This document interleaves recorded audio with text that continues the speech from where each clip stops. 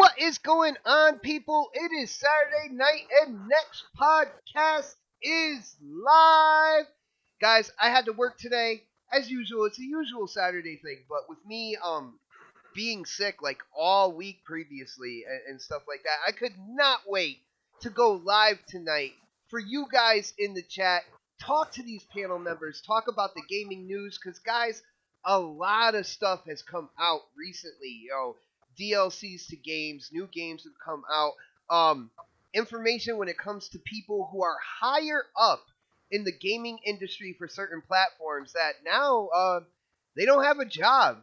So it's going to be an interesting night tonight, guys. We are going to get into it. First off, I ask you guys, you know what to do. YouTube is lazy, all right? So if you could do me a favor, hit that thumbs up button. Share this show out on whatever social media you talk games on, whether it's Facebook, whether it's Twitter, anywhere. Let people know that we are going in tonight with next podcast, and that is right, guys. It is the gameplay edition. So after the show tonight, you will be able to vote on who had the best gameplay. It is between me. It is between my man K-Mega and Predator. So we will get into that, but first we got to get into the intros. And I'm going to start off with my Connecticut connection. That Gears head himself, Crispy. Gears head it is, baby. And I'm going to tell you right now, glad to be back. Next podcast, baby. Tweet this shit out. Let's go. Let's go, brother. Yeah, man. I told you when you came in, it feels like it's been forever. And I can't wait to get into it. So I got to go to the next guy on the list with the intro. Coming live from the 405, and you know, he's just trying to talk to the intelligent gamers out there. Hey, Mega! What's up? What's happening, man? I cannot wait to get back on my I Was Right tour. Oh no, I started it last night on GRG, and now I'm finna make it. I'm gonna make the reins. I'm finna go ahead and do it tonight, and then I'm gonna jump on PK Blam's channel. After I get done with this. And I'm going to do it there. So I Was Right tour is in full effect. So yeah, man, ready to have a great show, man. Nice. I hope you name drop, the other guy who was right as well over on the shop, man. I'm just saying. Oh yeah. I'll definitely got you. I got you. You know what I'm saying? We were preaching this. We was preaching this for a long time, man. Nobody wanted to hear it, man. Nobody wanted to hear it. But yeah, we will get into it. And huge shout out to PTK Blam and the Shop Podcast. It is the other gaming podcast that's on Saturday nights, man. Dude is an awesome guy, does an awesome show. Once you're done here, if you haven't had your fill of gaming news and stuff, I definitely suggest going over there and checking that show out if you haven't already. But next on the list, he does special guest appearances. He comes off the bench every week on other shows, but right here, he is a part of our starting lineup. Predator! Yo, what's going on in the building today? Man, it's been a long week of podcasting. Wednesday, Friday, twice on Friday, and tonight. So I'm a little burned out, but yo, I'm still going to keep it moving and get these topics out the way. Nice, bro. While I play Ghost Recon. Dude, see, man, you are just earning every single badge of gaming podcasting right now. Like me and K Mega, we've done that all as well. Been there, done that. Yep. And you are just getting seasoned right now. You are an experienced podcaster, and now you are turning into one of those Hall of Fame veterans right now, man. So hopefully it feels good, bro. Hopefully it feels good, man. Yeah, I'm good. I'm straight. All right. Well, first on the list, as people are getting in to check out the show, and again, huge shout out to all the people who are here at the start of the show. Thank you guys so much. We are going to get into a little bit of DLC because that is right.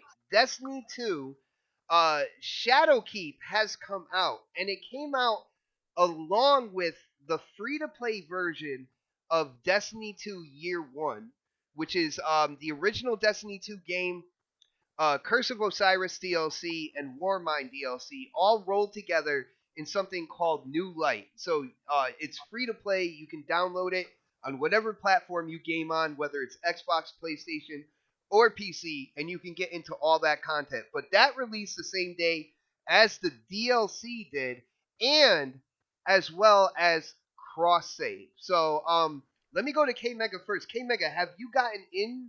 Have you gotten back into Destiny 2? Because I know the history with that game and you is definitely rocky. But have you gone in? Have you given any of the new content a chance yet, man? Yes, I did. I first thing was first was wanting to see what was going on with the cross save. So I made sure it got through all that. There was a couple of hiccups there, but it worked itself out. It took a couple of days more than I thought. Because they shut it down off of the site and everything, and I guess because they had so many people trying to jump in and trying to do the cross save. But once it got booted and everything, man, it's amazing, and it just makes me realize how important that will be for the future of gaming, because that and that also makes you want to invest into other platforms as well, because of the fact that you can't just buy one game and you can go and play it on anything else, and you just want to be where your friends are. So instead of investing that extra $60 to buy two more copies or three more copies, wherever that it may go, or how many consoles you may have with PC, it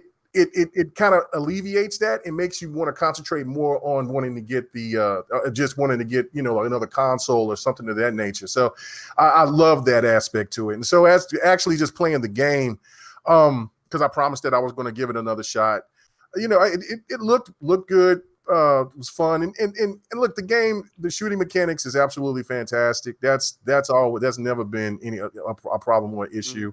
I got to the very first part of it to where I fought this crazy ass thing. What did you call that thing? It is the Nightmare of Crota. Okay, yeah, and he wouldn't die. And I was like, what the hell is going on here?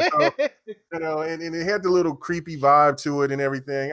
But I enjoyed it. I'm gonna definitely get into it after I get done beating Borderlands 3, and then I'll just drop into the rotation of the other game that I can't think of the game. The game Pred is playing right now. The Breakpoint, Ghost Recon. Yeah. I'm just because that's going to fall in a little rotation, and I'll put Destiny in there as well once I get done with Borderlands. So, it's intriguing. So I mean, I'm going to definitely play it, and it looked like I might enjoy it this time around. Yo, Mega, I just need to play with some friends, and as long as if y'all do raids and shit like that. It better be legit, because it better work. Because if it's not, now that we got new content, we gotta build up towards the raid. So there's strikes. There's something called Vex invasions that are going on right now. There's 2 new strikes. There's a bunch of other content to dive into as well, where the raid is like the pinnacle content. That's the one where everybody has to work together. The mechanics can get pretty insane and stuff like that. So, if you want, I will go in with you and get you, we'll go through the story and stuff like that, and I can show you exactly what's new and where the new content is. They even have nightmare hunts. So that thing that you were fighting in the beginning, they have more of those. They're all like bosses from the past that are kind of like reincarnated again to fight you like on the moon. It's really cool, really cool. Oh, that's cool. All right. Yo, Pred, Crispy, have any of you guys tried any of, like, whether it's the free content or the DLC? Have any of you guys jumped into Destiny 2? Because if not, then we're gonna go into like what happened with the servers and stuff like that. I have not.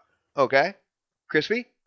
Nope, not my bag. All right, so let's get into what happened, because I think this is the bigger story, because I have, as you can tell, you can hear the excitement in my voice. I have a few friends of mine that in DMs and stuff like that tell me how dead Destiny 2 is, and how, like, there's not a lot of players, stuff like that. One of my friends likes to send me numbers every once in a while for active players, but when the DLC came out, and of course, like I said, the core game free to play, it caused a huge disturbance in the force, man. There were people waiting in queues that were up over like 22,000 in terms of people waiting, to the point where Bungie had to shut down their servers and do maintenance to make sure that they can spread out uh, the gamer base of people trying to play the game. They can spread it out amongst enough like servers to get everybody in the game.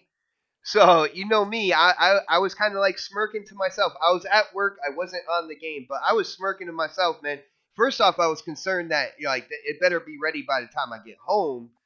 But I was kind of smirking to myself for anybody who tried to tell me this game was dead. Now, um, Predator, what do you think about this? Like, they had to shut down the servers for maintenance. Do you think this was more of an issue in terms of the DLC, or do you think it had to do with the free to play aspect and kind of like cross save with that, like having people trying stuff out on PC that they normally had on Xbox, but they brought their Guardians over, even to get into that the free content, man. Where do you think this all came from? I don't know, man, because you're adding all these different devices basically to that server. I think it just got overloaded. Like you got so many people trying to get into it, especially like the PC guys and well, let me say, you got PC, Xbox, and PlayStation. All three of us combining, and maybe they just didn't gauge very well how many people are going to be trying to get onto that server. And this is kind of been a problem. And it isn't just Destiny. It's like every game that releases like a beta or the first couple of hours of release. Like we have this issue where the servers aren't working properly, right? So I don't know if it's something like they have to like. You would think they would plan for this in advance. They have that. Like, I mean, we can go back. The first thing that comes to mind to me is like Sea of Thieves had the same issue. When they did the crossplay with Xbox and PC. Ghost Recon's beta did the same thing. Like you got people who are like taking days off of work. Like I mean, and we may laugh about this in the background, but like people take off and schedule their life around some games that they're really passionate about. Yeah, no, And I did a little laugh because you're making some great points right now, man. I'm just saying, Definitely. like, I'd be pissed as a gamer if I sat up here and said, "Look, you remember those days of midnight releases? People wait in line, get the game, come home, and boot it up and play. We don't get that anymore because that midnight release that we get, the game doesn't work. There's server maintenance and all this other shit. So like you're waiting. Like it's to the point like I don't even do that anymore. Like I know if I get up in the morning, it may or may not work. Like I may get up at like 5-6 o'clock in the morning. So if a game comes out at midnight, I'm not staying up for that shit. I'll wait till I wake up in the morning and try and play it then. But the times I've tried to do that, like get up at 6, shit's still broken. Like it's fucked up. It isn't just Destiny. It's happened with a lot of games this generation where they say, hey, we're going live from the 4:05 at fucking midnight, and then midnight comes around and you log on and the servers are dead for like 5 hours. You can't get in. Anthem, same fucking boat. Like people try to get in as soon as it launched and fucking 18-hour wait periods. And they add more people to the whatever, add more servers to the game, whatever, but like you have to look at like your pre-order numbers. You have to look at how many people have purchased the game and waiting out to come out, and then anticipate maybe a little bit more than that and then go from there. But it seems like this whole generation, they don't gauge that. They just say, hey, we're only gonna put like 4,000 people on here and it just crashes everything and nobody's able to get on. So it sounds like the projections are wrong. Like yeah, your exactly. projections are completely wrong. Like in business, it's a game of projections, and like even like the company I work for, the same stuff happens. Like like you have labor and everything else involved, and you're trying to hit those budgets and stuff, and it comes down to a projection, and your projection is completely wrong. And I think we're seeing this with multiple games because they're not realizing that gaming is just evolving tenfold. It's gaining so much like user base and stuff that people aren't seeing these things, and it's just ridiculous. Like you need to see that gaming is just exponentially just evolving and becoming something bigger, and you're going to add when you're adding crossplay. Exactly. It's gonna make it even like 10 times Well, worse cross now. save, not cross Cross play. save, whatever. Sorry, Yeah. cross save. But even cross play, like you're adding multiple devices or end users to one server. and you're expecting this game to work perfectly. It's almost like I said, it's like the old mantra, I think, where they used to have like they go minimum, and then try and scale up. I think they kind of need to come back a different way and try and say, let's go with our maximum, and then scale down. Happen, you got to spend money to make money. Come on, people. Get your head out of your butt. You know what I mean? If you're going to end up having to get them anyway, save yourself the headache and like save the gamers the headache of trying to launch this game at midnight at 12:05 to get into a server and it's not working because it's overloaded. Just start a little higher than what you're planning. Well, let's not lie. We still get mad about it. I mean, come on. I mean, if you go to boot up a game, like I had plenty of problems with Gears 5. You know I love Gears. But, I mean, the game continues to have issues. They're trying to fix them. Hold on, you love Gears? I didn't know that, man. I learned something. Yeah, I know. I swear with your COG background over here. You know you like it, bro. You know you like it, bro. Of course I like it. You came to the dark side. But like, I personally, as a gamer, I will never get up or stay up for a release anymore. I won't do it. Like, and that's where we're at. Like we were all you expect it to fuck up, right? You expect. Dude, I waited in a line of like 50 people at a GameStop to get Gears 3, bro. Like, that's where I come from. Mm-hmm. You know what I mean? And I went and I booted up that game and it fucking worked. It didn't work perfectly, but it worked better than half the games I play now that are midnight you can load it up and you can freaking, start playing. No, you might as well not do that. You might as well wait for the next day because at least you're not going to be totally disappointed because you can't even play the damn game. I don't take days off. That's stupid. And then also with hard copies, you still got to put that game in download it, and so that takes its time as well, and then the patches that goes with it. So so if you went ahead and did the midnight launch, and I guess they're giving games away early. The last time that I got one, they opened GameStop at like 11, well, like at 10:30 or whatever, but you could pick the game up at 11, or stand in line, whatever that your number was or whatever, and you could get home. But so let's say you get home at 11:30, and you still got to download the game. And if you got a slow connection or just happen to have something like that going on, you might be sitting there for about an hour or two. And you're talking about now 2:00 in the morning, and you didn't have. And that game is not ready to go. And then when the game is ready to go and you still stayed up because you anticipating that game that much, and just to find out that it needs more work and it's broken. Yeah, that needs another like 5 gig download. And I got you. But Mega, A Lopez, he asked a question, in the chat, and he didn't use the super chat, but I saw it. All right. And when I see questions like that, that aren't highlighted, it's interesting. A. Lopez asked if this is something that we should just expect when it comes to games like this, heavy multiplayer focus, getting your friends in and stuff like that. Is this what we should expect, like moving into the future when future games release? Do you think this is just going to be a normal thing now? Because you heard Predator, man. He went through a list of games that had issues like this right off the bat as well. Yeah, no, this is the norm, the whole generation.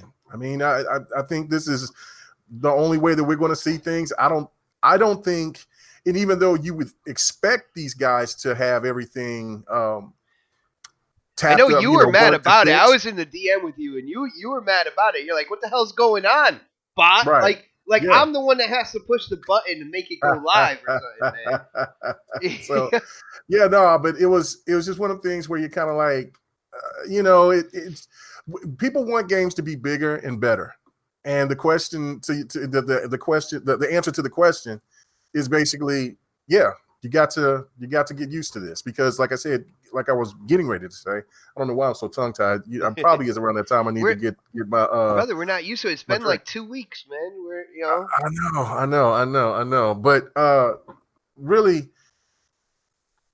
people want these games to be bigger and better, and which means that the devs are more interested. Not, I should say interested, but they're alert. What the hell is wrong with me? I said alert. What they're doing is they're thinking more of the stuff that they're adding on to the game more than what they're doing with this other stuff that with the patches and all that stuff because like they want the game to be right. they're overlooking the structure of the game, the online and stuff like that. Right. It And sounds so like not enough staffing, to be honest. and that's another thing, or people being overworked. Remember, we talked about this, a couple of weeks ago about these guys, working so many hours and doing that crunch, and they just are exhausted and they're just trying to get done with it so they can move on and have a break. So that all of these things can be culminated into that. And so it's just one of those things that I think we're just going to have to deal with from here on out, especially with games that's got multiplayer and they're going to be doing all these other things on it. So yeah, it actually sucks, but it's the new reality. I got you, brother. And I'm giggling because other Zinc in the chat, man, he really wants us to talk about Sean Layden. He is worried about this, brother. He wants to know if he's okay. And I want to give a shout out to other Zinc because, brother, it has been a long time coming, and I hope you hold that wrench, with pride, because I just made you a moderator on this channel, man. So, huge shout out to other Zinc. A huge supporter of all the podcasts out there, man. I see him in every chat and everything like that, and it is good to have him as a moderator here. So I guess we'll get into it, guys. You guys want to get into somebody looking for a job real quick? Let's do it. Let's do it, because it appears that through PlayStation on Twitter, not even through Sean Layden himself, but through PlayStation, with just one tweet, our brother Sean Layden, head of Worldwide Studios under the PlayStation umbrella, is now without a job. And the thing about it is, most times it's not really that big of a deal, but information came out that there's a power struggle at PlayStation right now in terms of moving forward and what direction they're going in with the PS5 and how they're putting their services out there. And to me, this is really interesting because we have a lot of PlayStation guys, including my boy Chris, who tried his Republican spin at the beginning of the show about Sean Layden. He tried to throw that spin out there real quick, like nothing to see here, people. But it seems like there is like an internal kind of like civil war going on, a power struggle about where PlayStation is heading. So we're gonna go. We'll go with Mega on this one. Mega, what do you think about this information? First off, what do you think about like Sean Layden? Do you think it was a good move to let him go? And you got to let me know what you think about this power struggle, brother. Yeah, no, look, I think the more and more that I hear about this stuff, the more I think that it was probably a mutual agreement to just walk away. I think he got the boot in a sense, and because he said so many things and he had to contradict himself. For the time being, remember when they was talking about EA Access, one of the things that they also said about everything about with crossplay and all of this stuff. And the more and more that you're hearing about these things, you're seeing that PlayStation is going in another direction. This when the big boss at Sony said that consoles are niche and they have to look at other things in order for and other things for them to get to that 2 billion or whatever. That just was the writing on the wall. I mean, PlayStation fans should have already seen this. And why would they ignore something like that where, somebody from Sony comes out and does state kind of like the obvious? Because if you look at it in terms of people playing games, yes, I love playing on console, but I'm not going to be like, yeah, this is the biggest, player base out there. It's all about console and screw PC and screw, games on mobile. I know games on mobile, there's a huge player base there, and people just it has the biggest player base. Yeah, it has the bigger players base. Yeah, if anybody wants to talk about like sales and numbers and all of that, it's the mobile gaming. Like they outdo everybody. And when in all honesty, consoles are niche, but it really doesn't mean that these companies don't think about the console first. It's just that they're thinking about expanding because there's so many other gamers out there that plays on different things that the console, in order for the consoles to still be to still be validated, they need to do these things that what Microsoft is doing, what Nintendo is doing, things of that nature. So to me, it's just business to keep gaming to go further and to thrive. This isn't a thing to go away from the consoles. It's if you're a console gamer, you'll always remain a console gamer. And I don't see why these people have a fear of it, as long as there's other millions upon millions of gamers out there that continue to buy these consoles. I've said this before. If it's up to the customers, it's not up to the companies, in a sense, because if they keep having a strong base of like with the PlayStation and whatever Xbox is at, and for what Nintendo's doing, as long as these people keep buying these consoles, they're going to continue to make these consoles. It's just that, again, Shawn Layden had a different thought process. He was old and traditional, and I know that there's a lot of gamers out there that has that same thought process.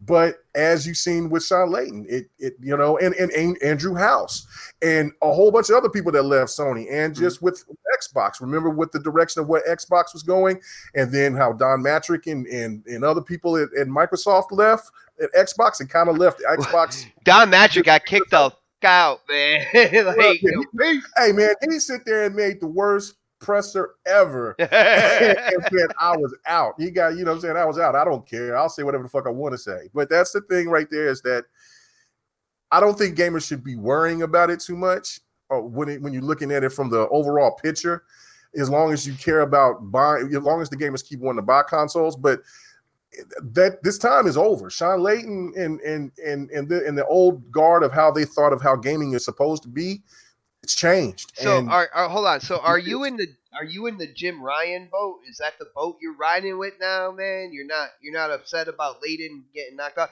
Because from what I'm hearing, Layden was the more kind of like conservative, more old school guy in terms of moving PlayStation forward. That's what I'm hearing. Is that true, or is it the other way around? No, he was more of the traditional guy. So you was right. So no, that's the thing. Like, it's unfortunate, but times is changing. I mean, we've seen, look, from just in 2013 of what we've seen gaming was then into what we see gaming is now and what it's turning to. It's completely different. And to me, Shawn Layden, I mean, he didn't have the job, but only for what, a year and a half, 2 years at the max. Yeah, you know, I mean, like for me, the main innovator for me for PlayStation was Jack Tretton. That was the man. That was the dude right there. That was Joe Cool right there, brother. He could get on stage. He had the charisma. He had that style, and he, you know what I'm saying, he made PlayStation what it is. And even though the PlayStation 3 didn't get all the accolades, it still sold really well. So it's sad and it's unfortunate, but look, they're going another direction. They're going with the direction of what you bot and other people have said that they were going to go. You know what I'm saying? Everybody was making fun of Microsoft, but hey, everybody was trying to make fun of us, brother. But you know that ain't when we see like common sense, when we see like the future and the road kind of like put out before us and stuff like that, we're not going to ignore it because of like such and such thing or something like that. We're going to let people know about it. And even if like other gaming YouTubers, people we hang out with, you know, people that do shows and stuff, even though they don't agree, I think, and I'm kind of speaking for you, Meg, on this as well, but we're not going to sway from what we see going down just because nobody agrees with it at that point in time. You know what I'm saying? Right. And then I'm looking at the chat, and there's people that are saying that Shawn Layden was the one that wanted to branch out and wanted to do things. I think when Layden had that interview, he was speaking the lingo of what was going on. But he also was saying that he wanted to keep gaming traditional to where it was, you know, the console first aspect of it. So you can't have it both ways. And if he did want to have it both ways, he would still keep it. He would still have his job. Yeah. Obviously, you don't get a promotion. I don't know anybody out there that gets a promotion and a year and a half later they quit. Or, you know, that doesn't make any sense. That's what I'm saying. It was a mutual agreement. And just think about this. Reggie, for a second, from Nintendo. He's seen that Nintendo was going a whole nother direction. Nintendo said it themselves that they're going to be doing things differently. And Reggie probably had a different outlook of what he was doing, and he was gone. And of course, you know, Sean Layden's been with PlayStation for 30 years. Maybe it was time for him to step out, but not after you got a promotion. That's my whole thing, where I think that he got let go. He got really pushed out, or maybe, like I said, there was a mutual agreement to it. But you know, if Jim Ryan is the more conservative one, then it just don't make any sense, because PlayStation is already making these moves. Yeah, I was gonna say, with the moves they've been making it doesn't recently, make any sense. So it don't make sense. Yeah, no, it doesn't What doesn't make sense to me is that, you know, they just announced that PlayStation Now has a price drop, like not even a week after they got rid of him. And I'm not going to butcher his name, but the guy in Japan. Okay. Well, the guy in Japan, I forget his name offhand. I do have the article on my computer, but the man who was in charge of the Japanese division, he turned 60 years old. And in Japanese tradition, when you turn 60, you retire. Oh, we better all move to Japan, bro. Yeah. Let's go. Because I don't see myself retiring at 60. I'm sorry. It's just not going to happen. But the fact is that it's just funny that, like, all of a sudden, after not even a week later, they announced that they're doing, you know, a price drop of PS Now. They're ending God of War, Uncharted 4. It's ironic, the fact that most of us that have gotten slack and gotten destroyed on Twitter have been saying this for a long time. You know what I mean? That you know, you're going to go to a subscription base at some point. Who says that, 6 to 8 months down the road, they're not going to say, we're going to release our exclusives day and date. And then, you know, all hell is going to break loose, because people are going to damage control. And then there's going to be the people that said, we told you so. Just saying. You know what I mean? And we're already seeing it. It's happening. And people are still denying it, which I just laugh at. I can't even respond to it because it's so ridiculous. Well, some of the you things know what? people I'm gonna say. believe. I am gonna believe No Russian. You guys know him in the chat. He's definitely like a PlayStation guy. He's saying Jim Ryan is the more conservative one, and that actually feels, because there are a couple concerns I have for PlayStation as well. But I do want to get in with Predator and kind of like what he thinks about, you know, how Layden was let go. It was just a tweet. Whether or not this is good for PlayStation. So, Predator, what do you think about this, bro? Like I said last time on GRG, like we don't know the full details yet. I'm sure to come out in the Well, mix it later. doesn't seem to be all like sunshine and rainbows, because and tweet, you're man. right. I don't think it is either, but I also like to think outside the box. You know, it could have been, you know, maybe he's wanted to leave because he didn't like the direction they're going. Maybe it's a health reason. Maybe he's got tired of being there. I mean, he's been there 30 years. So you got to put those to the side. Now, the probability of those being one of those is really slim. Just when you start reading everything that's happening, you know, coincidentally, ever since, you know, he left, and then the PlayStation Now news comes out, you know, stuff on the PC, like the exclusives, like the normal exclusives going to the PS Now, stuff like that. Like all that kind of plays into this time frame. When you look at the timeline, it makes you want to say, maybe he left or they let him go for whatever reason. Like they were bickering about something, whatnot. But I won't say doom and gloom because he's leaving. You know, it's the next man up mentality. Someone else will take his spot and do the same job. They probably already have somebody picked out for it anyway. So they already have the direction of the company where it's going to go. So whoever steps in isn't going to make too many significant changes to what they've done so far. Going forward, what their plans already are going forward into next gen. I just think it's just bad timing. Like, you know, you're about to launch a new console, and you know, and this guy leaves, you know, so the guy that's been in front of the camera is now gone. Like, you know, him and Reggie left all within a year of each other, right? Because Reggie left last year, right, or earlier this year. I think it was last he year. announced it, but I think he left. You think he officially? No, it was early this year. Early this year, yeah. I think he announced because they were all on stage at the Game Awards. Yeah, they were on stage at E3. So, so that's all within a year of each other, and it's kind of weird that Phil he got promoted to a new position where these other people have left. And again, I mean, it'd be different if Sean Layden had only been there like 5 years, like just at Sony 5 years, and he left. but like he's been there 30 years. Some people just want to move on to other shit. And it gets to the point where he's probably just like, you know what, I'm not dealing with this shit right now. Let me go. I'm gonna leave. I'm gonna go ahead and head out. So like, I did all I could do here.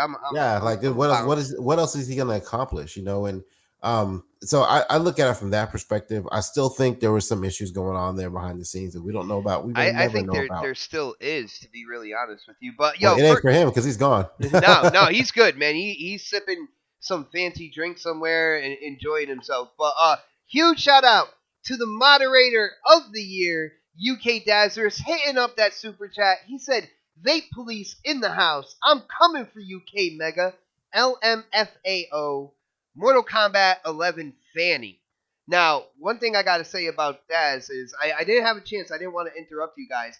Every single time I hit my little pod that you can't even hear, he put vape in the chat. I don't know how he does this.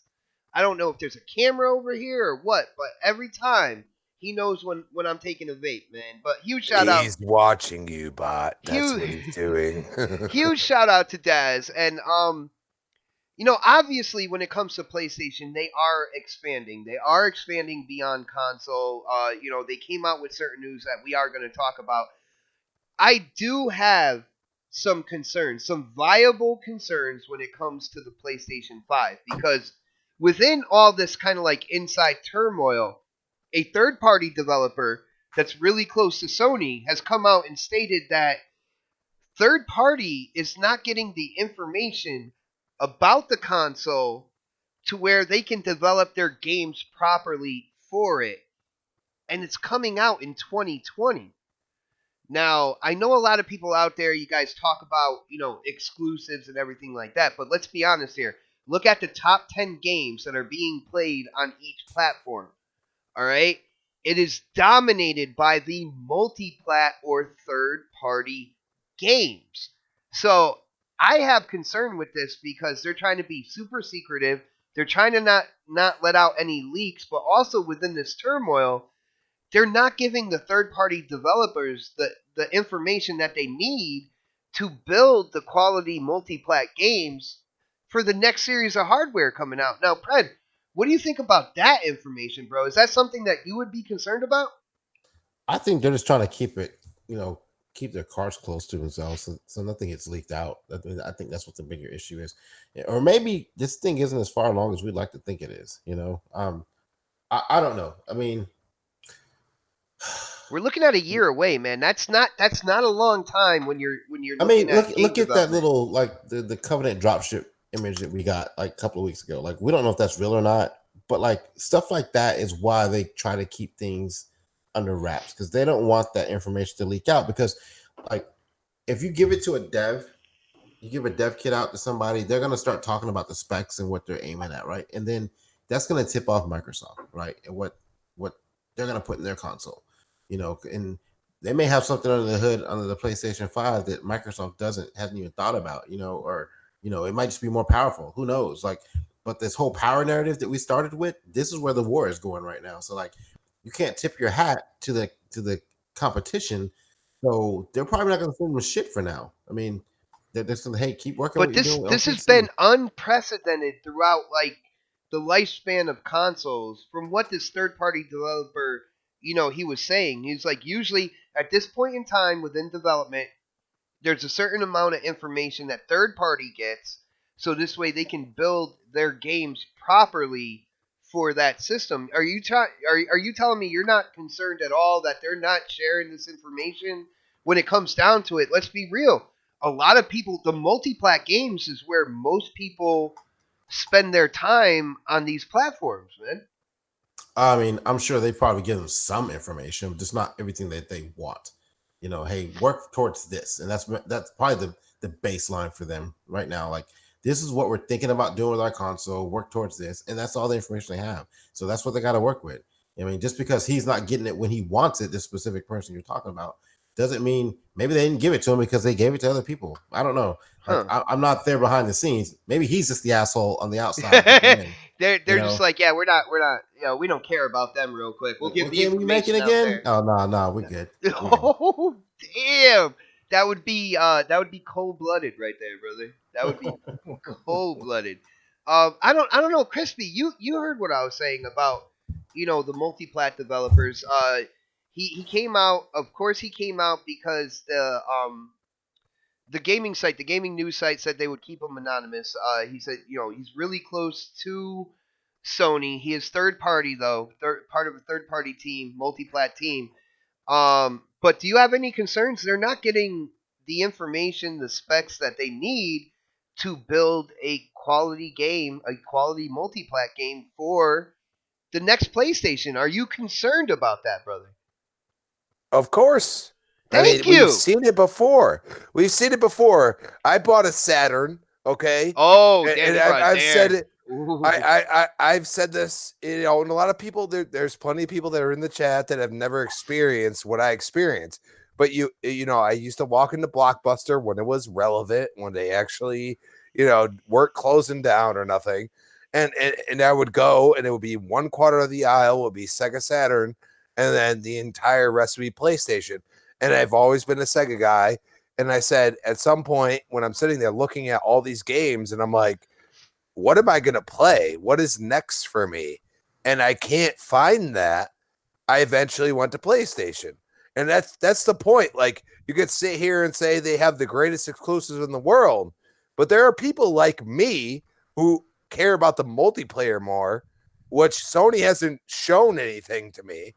Like I said, Last of Us 2 would have sold me on buying a PlayStation because they're cheaper, especially PlayStation 4 right now. I would have bought the base model just because I wanted to play The Last of Us 2 because it had a multiplayer. So if I'm not doing well in the campaign or something, or I'm just not understanding it, I kind of have something to fall back on. And people don't understand that. Like, that's what I do with Gears. Like the Gears campaign, like the difficulty I play on, it's between experience and insane, depending on who I play with.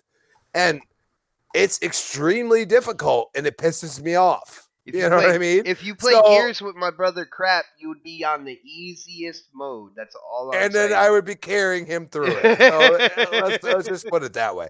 But, even experienced on that game is difficult, especially if you're by yourself, and then you play with people that don't communicate with you. You know what I mean? Because it requires communication. I'm sorry. There are games that involve communication. I mean, that's why I play Destiny Xbox, 2. because I want to talk to Destiny people. 2, you need to communicate, brother, especially when you're doing raids. So the only problem I have is this first person, which they can do third person because some of the moves you do are in third person. Just carry a sword. Why not give the option like PUBG? That's the only thing I'll give PUBG. Okay, you have the option. You could switch between the two. Why can't games do this? I don't understand it. I really don't. It's so easy for a shitty developer like Bluehole to do it. But he said, hey, oh no, they Crispy, are don't shitty do him like developer. that, man. Come on, brother. Nobody's playing that game anymore. Everybody's playing Fortnite still. No, Nobody's actually, playing PUBG. Snaps is playing Destiny 2 now. Thank you very much. And that's what I'm saying. There you go. There's a prime example of what I'm saying. Like, dude, we are adaptable people. We deal with fucked up shit in the gaming community. We do. I've heard people say that freaking Borderlands 3 has melted their Xbox. You know what I mean? Like basically just made it like almost like shut down completely. And we deal with this stuff. But if you're not going to provide the options, then why are we dealing with this? I mean, Borderlands 3 is co-op, but it's basically a single player game for the most part. All right. Like everybody went up in arms when Gears 5 couldn't work correctly. But guess what? They have like so much going on in those servers, and they once again did not deal with the projections of what they should have. I mean, Game Pass. Hello, you get it for $1. Hey, get your dude, head out of your it ass. is not $1. I am tired of hearing Game Pass is $1.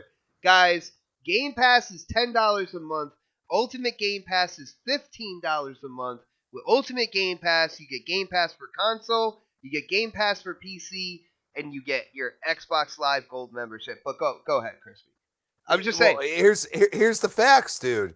For that period of time, when I wanted to play Gears 5, and they started announcing it and saying you just buy it for $1 with Ultimate Game Pass. Well, guess what? It added on to the 2 years I already had for Xbox Live. Well, So, you are a blessed man then.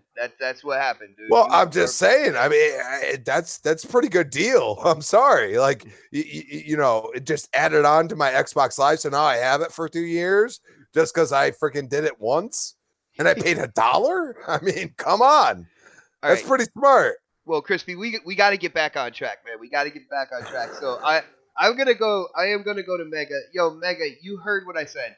Third party developer close to Sony is getting nervous. They even said they are getting very nervous because when it comes down to the information they usually get at this point in time when it comes to new hardware, they are not getting the right information. They are not getting enough information to make their multi-plat games quality on that system. Are you concerned, bro? Not really. What? I Why think not? Oh my goodness! no, Like I well, don't. no, that's the thing. No, I think it's going to be just kind of like it was with this generation. Like they're going to be. Well, no, I take that back because they went heavy on doing third party deals and things like that. Yeah. I don't know if they're going to be doing a lot of third party deals like they did this generation. I think the one thing that they did say that they were going to be doubling down on their first party games, so they was going to add more people to the to add more staff to these studios. You And just reminded maybe, me there's something else I want to talk about with you guys. But go yeah. ahead, man. And I think that they know that that's a formula for them because they have everybody's been talking about the single player PlayStation exclusive, but in the long run, I feel that if they think that that's going to be their MO to where they're going to stay, they're going to make it through. I don't know if that's going to work overall because I mean third parties definitely are the games that everybody plays the most on everything. I mean, it's one of those diamonds in the rough when you have a game that people can play and they can continuously play. And with PlayStation's first party games, you play them for so long and then you're done with them. Like games like Bloodborne, things like that. I see people that go back and play them every once in a while, but when have you seen videos or live streams of people playing First Son or playing Killzone? So maybe what PlayStation might try to do is make an emphasis on for their first party games with their single player, but making sure that they have something with multiplayer involved, or make sure that they have a lot of DLC to tie people over, because it doesn't make sense if they're going to still try to keep the same remedy or the same formula that they've had with this generation and then not do the third party deals. So But didn't they have an opportunity with The Last of Us 2 being one of the most anticipated titles, and they promised multiplayer to sit here and say, we're going to have one of the best multiplayers you ever played. You know what I mean? Couldn't you? It's a missed opportunity. I mean, dude, I was a PlayStation gamer for years upon years, like almost 10 years of my life. You know what I mean? And I picked up an Xbox controller and I saw the multiplayer aspect of it and I enjoyed the shit out of it. And that's why I continue to play it. And all I'm asking is PlayStation used to be the multiplayer back in the day. I mean, my buddy wasted half of his life on Final Fantasy VII.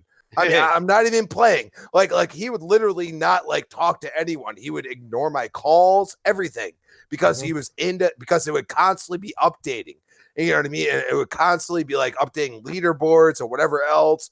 And it was almost like, some people do World of Warcraft and stuff on PC. You know what I mean? That's the way I felt with him. Like I had to make him get rid of his PlayStation to actually enjoy life itself. Okay. Damn, bro, that's major, man. That's and you know what? Multiplayer started out with SOCOM, which they haven't touched that IP in years. Right. They haven't touched it. I know. That the third-person shooter multiplayer back in the day was the shit, and it just disappeared. And maybe that they might try to revitalize that back. I don't know, but I don't know. I think that they're probably just going to try to maintain mostly on their first party and then add like DLC and maybe some multiplayer on certain games. I mean, which would make sense for them to bring SOCOM, but it would be disastrous if they decide to not want to do their third-party deals like they did, because Well, they're definitely keeping Call of Duty. They already lost Destiny because Bungie bought back their rights from Activision, so it made that deal null and void. I mean, other than that, they had Red Dead as well, so Rockstar. So you would think GTA.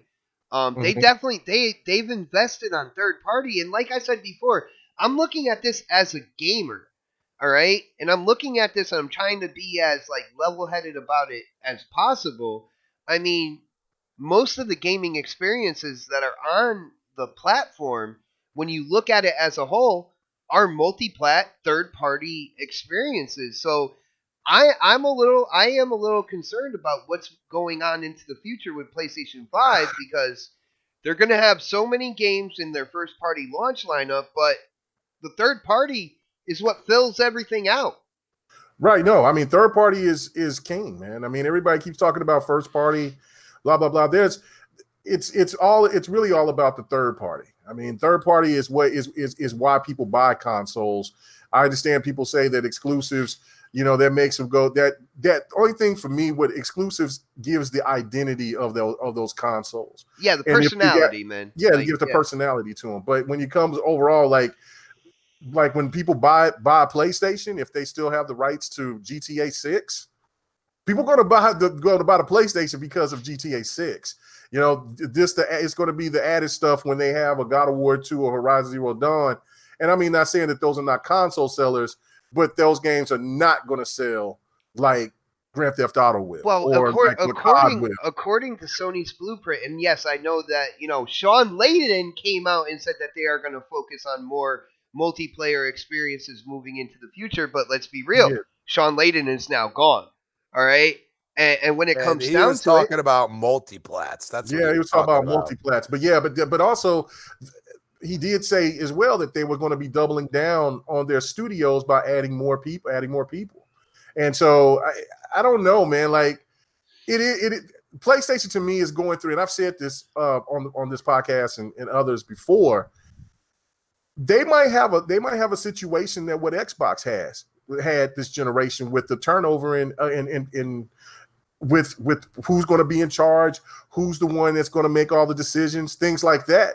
And if people don't think that that's why Xbox, I mean, that's what hurt Xbox, was just all the turnover and everything that was going on at that particular time.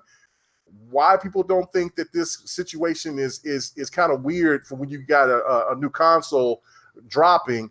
Dude, I see people in the chat just trying to push this off like there's no concern, and no, there's some concern. I don't think it's a full-fledged, I'm not hitting the red button and finding an underground bunker or anything like that. But I'm like, whoa, man, and this just because I really do think PlayStation is going to have some woes just because of the management situation. I said that. I've said that before. Yeah. And now since we see all these, because I said that when Andrew House left, and then the other Yoshida guy left, and I'm like, man, they got a lot of people. And then Adam Boyes left, and I'm like, whoa, these are old school people that's knowing how PlayStation works. And it's been ride or die, baby. Yeah, but that's not a bad thing though, because seriously, like at some point you have to look at the new guard. You know what I mean? Like you have to, because if you don't, you're going to be left behind. The problem is that Xbox always is so far ahead of the curve that people talk shit about it. You know what I mean? Like, and we this is a prime example. PlayStation Now dropping their price. I've seen them more in ads in the past week than an Xbox could ever do. You know what I mean? Between YouTube, cable, everything else, I see PlayStation Now at the forefront. And it's not I'm gonna use IP like Gears 5 for Xbox. It's we're gonna just announce PlayStation Now, and that's all they're doing. And it's very prevalent all of a sudden.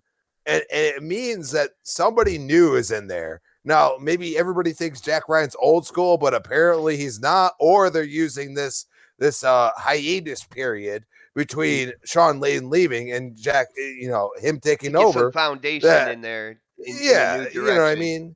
Yeah. So maybe they're doing a foundation type aspect. They're saying, look, this is the way we're going. You're going to deal with it or you're not. I don't care if you like it. You know what I mean? And he's probably like, okay, I'm going to do it because I'm getting paid a shit ton of money. You know Yo, what I mean? shout out to Clowns in the chat. He said maybe PlayStation will pick up Don Matrick.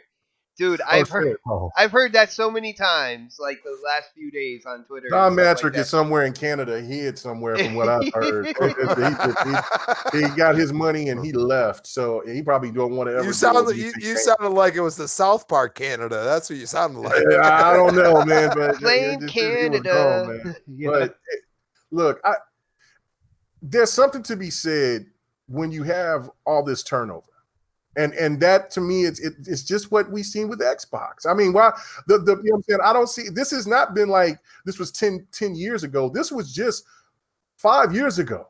And we've seen all of this. And I said this, like, again, I'm on I'm right tour. I said, look, Xbox is going to take time for them to get everything straightened out because they got new management. They're going to start bringing these games in, and they're going to have to bring in Phil Spencer's idea. Well, where are the games at? Where are the games at? Well, hell, you gotta take time to make these games. And so, whatever that's going on with PlayStation right now, I feel that it's going to affect them in the beginning of the generation. The way it has done every single generation. If we look at Sony's history with coming out with new consoles, there's always been it's always been a bumpy road in terms of games coming out on the new system. Now, usually it's been first party, but right. I feel like with the PlayStation 5, with the rumors, and I know Mega, the 4's launch was absolutely ass. It was ass. It was not a really good launch for PlayStation 4. What got them over the top was the whole DRM talking situation and the fucking price. That's what did it. You know what I mean? You know what I'm saying? It was, you look at $100 difference. We come out of a recession and we're still kind of in the recession. And then you come out and you bring out a Connect when you didn't have to. You could have brought that later and you just kind of forced it on gamers. And that was the reason why it was $500. You know what I'm saying? And then you come to find out that the whole 1080p situation, and then the Xbox console didn't perform better than its predecessor, and it was $100 cheaper, and they had all the third party marketing. It was just all these things wrapped up in one while PlayStation took off like it did. Yep, and it never looked back after that, man. Right. Xbox is not sleeping this time. No. The competition is not sleeping. Nintendo is not going to be sleeping this time. What has the Xbox been doing? Player choice. Yeah. Guess what? It actually makes sense now. Now PlayStation has done this and everybody's damage controlling it. Well, guess what? It's still player choice because now you can play God of War on a PC, can't you? Wow, man, you keep bringing it back there. Crispy wants to talk about that so bad. We can get into that. Yeah, get into that. But I mean, but that's the truth, though. It's one of those things where I'm like, you need to start paying attention. Like, I mean, even in the article that was said that was put in IGN this week, I can't think of the gentleman's name who said it, but he said, look, if you go, there's a track record of the people who the companies that won that generation. They haven't had they don't fall back and win it again. You know what I'm saying? It usually something happens to where one gets complacent and the other one gets hungry. And that's why if you think Xbox is going to be complacent, you're a fool. And PlayStation, and they threw all their cards on the table and it worked. That's why we're seeing a changing of a guard. Exactly. Wow. Exactly. Guys, it all makes sense. Real quick, I just want to give a huge shout out to my brother Italian Clowns hitting up that super chat saying, good show, everybody. That's everybody on the panel and everybody in the chat because you guys are a part of the show as well. He says, games take time and don't just magically appear. Brother, you are preaching to the choir on that one, man. Me, Mega, I think Predator, Crispy, we've all been trying to say that for, I don't know, like at least a year now. And he says Xbox is set up good for next gen. and definitely, because if you look at it like Ninja Theory, and I know people, even some of my friends, they like to throw like Bleeding Edge under the bus, but they're using Bleeding Edge, a game that was damn near done already, to put out before the next series of hardware, but they have another team that's already working on something that's moving like from Scarlet forward and stuff like that. So people might be kind of like turning their nose at some of the offerings that are this year for Xbox, but when it comes down to it, they're setting up for the release of Scarlet and moving forward from there. It's a no-brainer, man. Yeah, no. What I see from Xbox is that they're constantly adding new devs to all of these first-party studios, and that is a huge thing because you know what? If you want to develop great content and do the right things, you got to add people that could do the job, and you got to add multiple people that could do the same job because you need competition. It's almost like sports. You know what I mean? You have that competition in the backfield or playing quarterback, and sometimes people rise above that, and then you can go and say, Daniel "Well, Jones, baby, go ahead. You didn't perform." You know what I mean? So we got to let you go. And then you take that one person that's been elevated because of the competition, and you ride him until no end. And I feel I see it all the time. There's tweets out that they're just hiring, and that is just a smart way to go because at some point you have to say our subscription has to be better than everybody else's. And everybody could say, well, PlayStation came out. Well, yes, you have 100 million consoles. Great. Awesome. Well, guess what? As soon as we go to the next console, people are going to make a choice. So the slate is kind of like wiped clean, and that's something that I've even heard a couple PlayStation YouTubers talk about. Like when you come out with a next like series of hardware, and I'm not talking mid-gen refresh. If you notice, I'm trying to stay away from saying the word generation, but when you come out with the next series of hardware, the slate is kind of like wiped clean, and companies can fumble out the gate that were number one the generation before time. It's happened. You've seen it happen, man. And this is the thing right here that I don't think people are put into the equation that keep saying, "Oh, PlayStation 5 is going to sell a million." Backwards compatibility is going to be very, very, very important. You think that there's going to be just think for a second. You have 100, 200, 300, 50, 60 games on your digital on your hard drive, and from games that you have from backwards compatible. So that's going to automate. But PlayStation drops 2 bangers. Is that gonna stop you from playing on your Xbox or buying the new Xbox? Fuck no, it's not. It's actually, so with backwards compatibility, it solidifies people are going to stick with Xbox because they know that they still have those games there that they can go back and play. Yeah. And so PlayStation, dropping the ball and talking down on it, and then they're going to have backwards compatibility with PlayStation. But how many games? What what I'm saying is it going to be as detailed as what Xbox is doing? That's going to be some of the questions. It's a question. Yeah. And this is the beauty of competition. I mean, we have to have competition because if Xbox didn't do it, they would have never done it. And you damn well know crossplay, all these other things. This is Xbox pushing the narrative. And you know what? Instead of being too far ahead, they're just a little bit ahead. And they just say, hey, we want gamers to play games. You know what I mean? And that's what people don't realize. Like, it's not about Xbox. Like I said, if The Last of Us 2 had a multiplayer and I could go back to it, I would play PlayStation. Well, Crispy, you brought that up, and I do want to kind of move on because I want to kind of like hit at least the majority of the topics here. And all right, and this one, let me make one. I was going to say, just make me one more point, just real quick.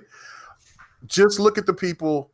Just look at how at the end of the generation that so many people left Xbox and went over to Sony, like especially the marketing team and things like that. Look at what's happening now. Those people they left Sony, and now Xbox is hiring new marketing teams and new people from Sony and things like that. Something is going on. We didn't know that with the 360. with the 360 going to the Xbox One, but now we know. I think the same thing is going to happen, just maybe not as dire as what happened with Xbox, but things is a little bit shaky over there. Yeah, I hear you, man. But like I said, on that note, I wanted to bring up something because we weren't live last Saturday. Again, unfortunately, I was sick. But huge shout out to everybody who came in to check us out tonight. Thank you guys so much for the support. If you haven't done it yet, hit that thumbs up button. Let people know that you are having Hit that fun. like button.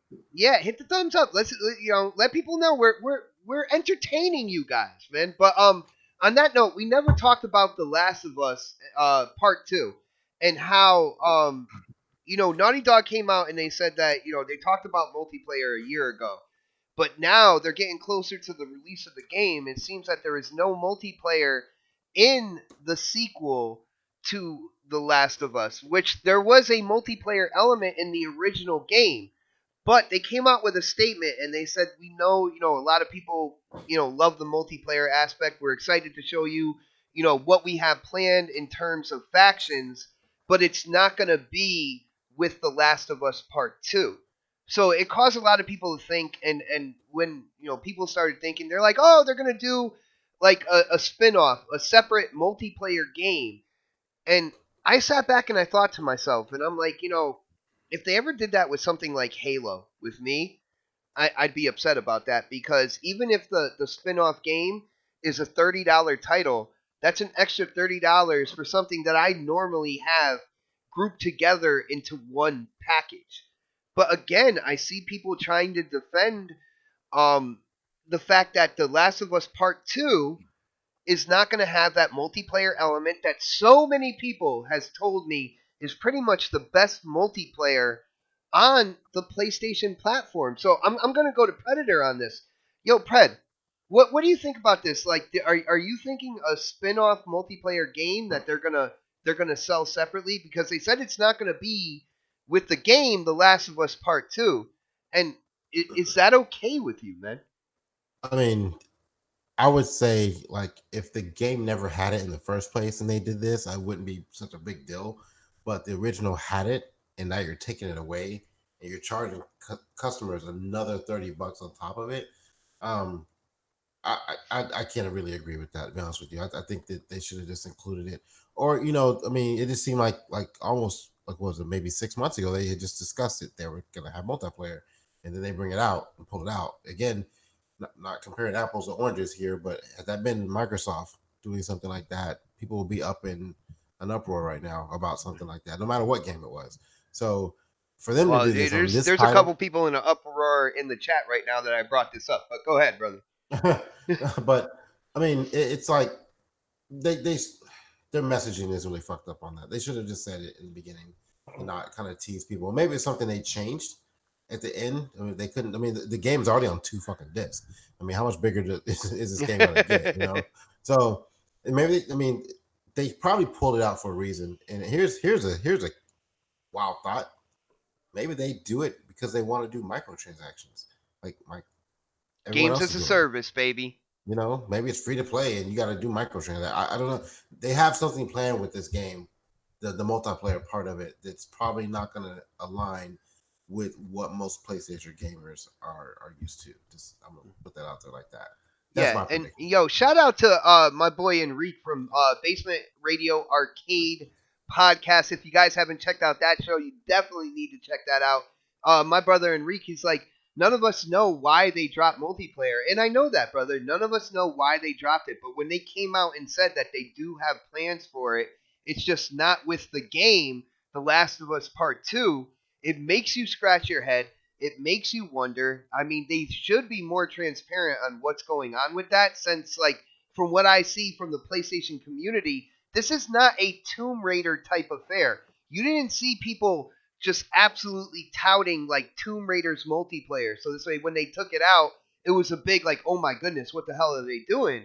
But when it came to The Last of Us and the multiplayer, there are people to this day right now on the original Last of Us Remastered that are still playing that multiplayer. So that is a bigger deal right there than Tomb Raider. Like I see a huge difference here.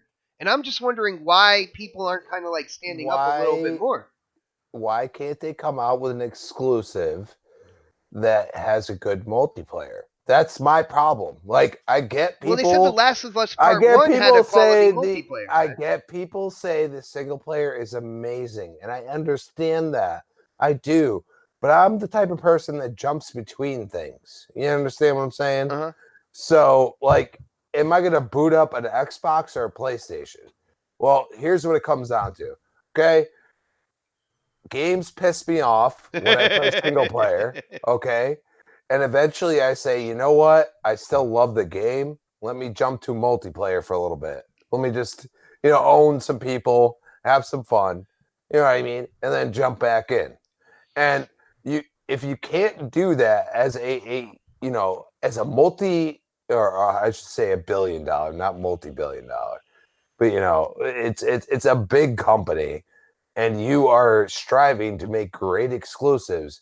Give me a goddamn multiplayer that is going to make me want to say, hey, I can play this game on the single player side, because I'm not a big single player person, but at the same time, I do want to experience these things. And then you could jump into multiplayer when you've had enough of the single player. Exactly. And I feel like, and I know people will bring up like recent games. There's the same 3 games that my brother Crap talks about and everything like that. I get tired of hearing it. But when it comes down to it, if you've been an Xbox gamer for a while, you are accustomed to a complete experience. You're accustomed to a single player element. You're accustomed to a multiplayer element. You're accustomed to a co-op element, all put together into one package, brother. It's what you're accustomed to, and you're trying to say that's what you want to see on the PlayStation and I'm side. not dissing people that enjoy the single player, but I have to say, don't you want more? That's my point. Don't you want more? Like, don't you want? I mean, Naughty Dog is one of the highest developers ever, and you could sit there and we could say, oh, they have the greatest single player. Well, Gears 5 got judged in the multiplayer too from most of the reviews. Just saying. And there's no multiplayer involved in God of War, freaking Last of Us. I mean, Last of Us 1, I mean, they basically tacked it on. So what are we doing? Can't we give Even if your they, hold 100 on, but million even if players? they tacked it on, from what I hear from the community, and that's both like PlayStation guys that I'm cool with, that will look at things like a little more grounded and stuff like that, and the extremists out there, they all they put in high regards the multiplayer from The Last of Us. So even if it's tacked on or whatnot, it's something that is now known with the brand. So in my opinion, like it would feel like a cash grab, even if they made it free to play with microtransactions for aesthetics or something like that. By breaking it off from the game, you are now giving a sequel that literally has less of what the original had in terms of options. You see what I'm saying? Like, I would be Because upset they're with that. trying to release it on PS5. That's what they're trying to do. I mean, let's not be fucking stupid here. Wow, throwing it out there like that.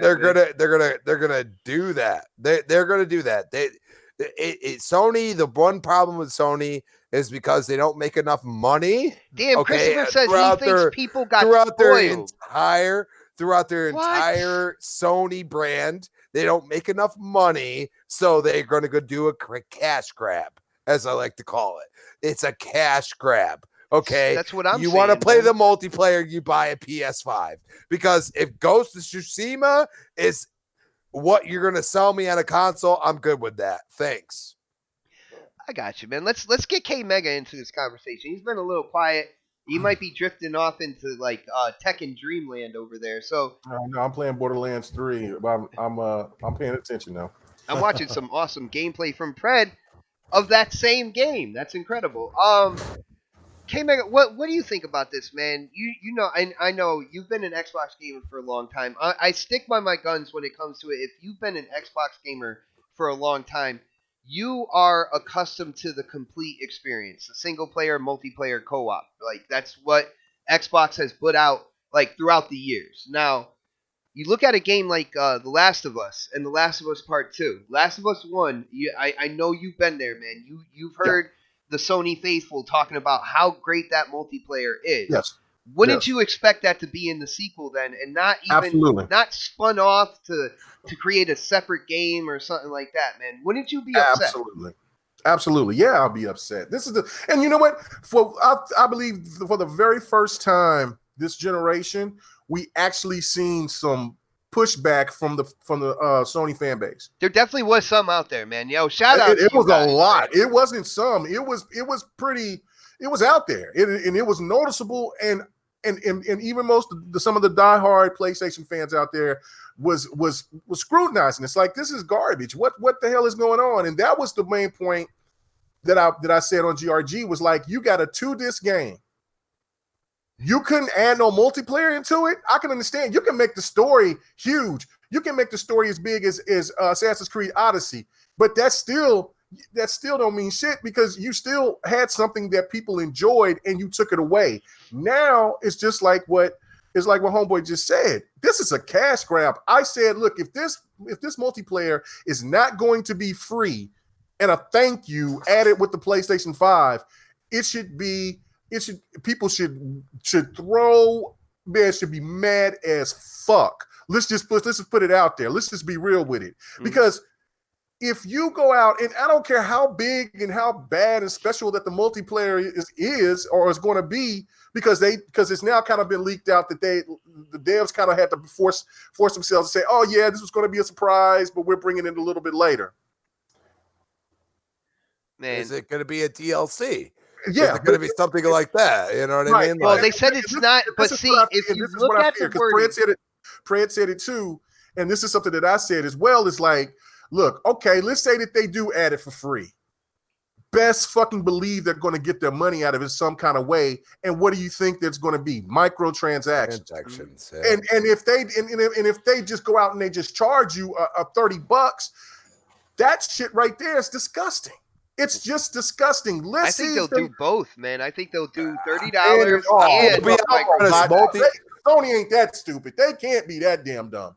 They can't be that stupid. Multiplayer involved, I will say I will pay the $30, because at this point I'm so disappointed. I can't even get a damn skin in Gears 5. Like, it's so sad, dude. Like, I'm so mad, dude. I have the same shit that I started the game with. All right. You know, all the shit they gave you for free. You know what I mean? And I, for the love of God, like, I play the shit out of the game and I can't get shit. So it's like, you know what I mean? I would, you know, everybody said, you know, passes and everything else are like the worst thing in the world. Even loot boxes. I'm going to tell you right now, Gears 4 loot boxes were way better than Gears 5. So I would rather pay for a pass to get some like content. You know what I mean? Like, at least a decent amount. Yo, like, brother, Other Zinc in the chat said he got new skins. Man, what's going on with you, bro? You're supposed to be the man on that game, man. What do you mean? He said he got new skins. I don't know. Did he say he bought them? Other Zinc, did you buy them or did you earn them, brother? Yeah. But yeah, no, it's incredible how, and you know, at least there are people out there kind of like talking back on that situation. And I know that situation is from like over a week ago, but like I said, we weren't together last Saturday, and it was something I definitely wanted to talk about. I think we definitely touched base on that. It's going to be interesting to see moving forward what exactly they're going to do, but I do remember Naughty Dog's statement basically stating that it's not going to be with The Last of Us Part 2. Right there, that shows me it's not going to be DLC then, because that would make it a part of The Last of Us Part 2. Right, and see, and I'm seeing this, and it's really funny because it's very hypocritical, right? I've said this about microtransactions, right? And so I'm looking at somebody in the chat that comes out and they said, "Look," he says, "cash grab. These companies are business to make money. Are in business to make money." Oh, that's my brother Enrique. I saw that, man. Right. He says we either choose to buy or not. You're absolutely right.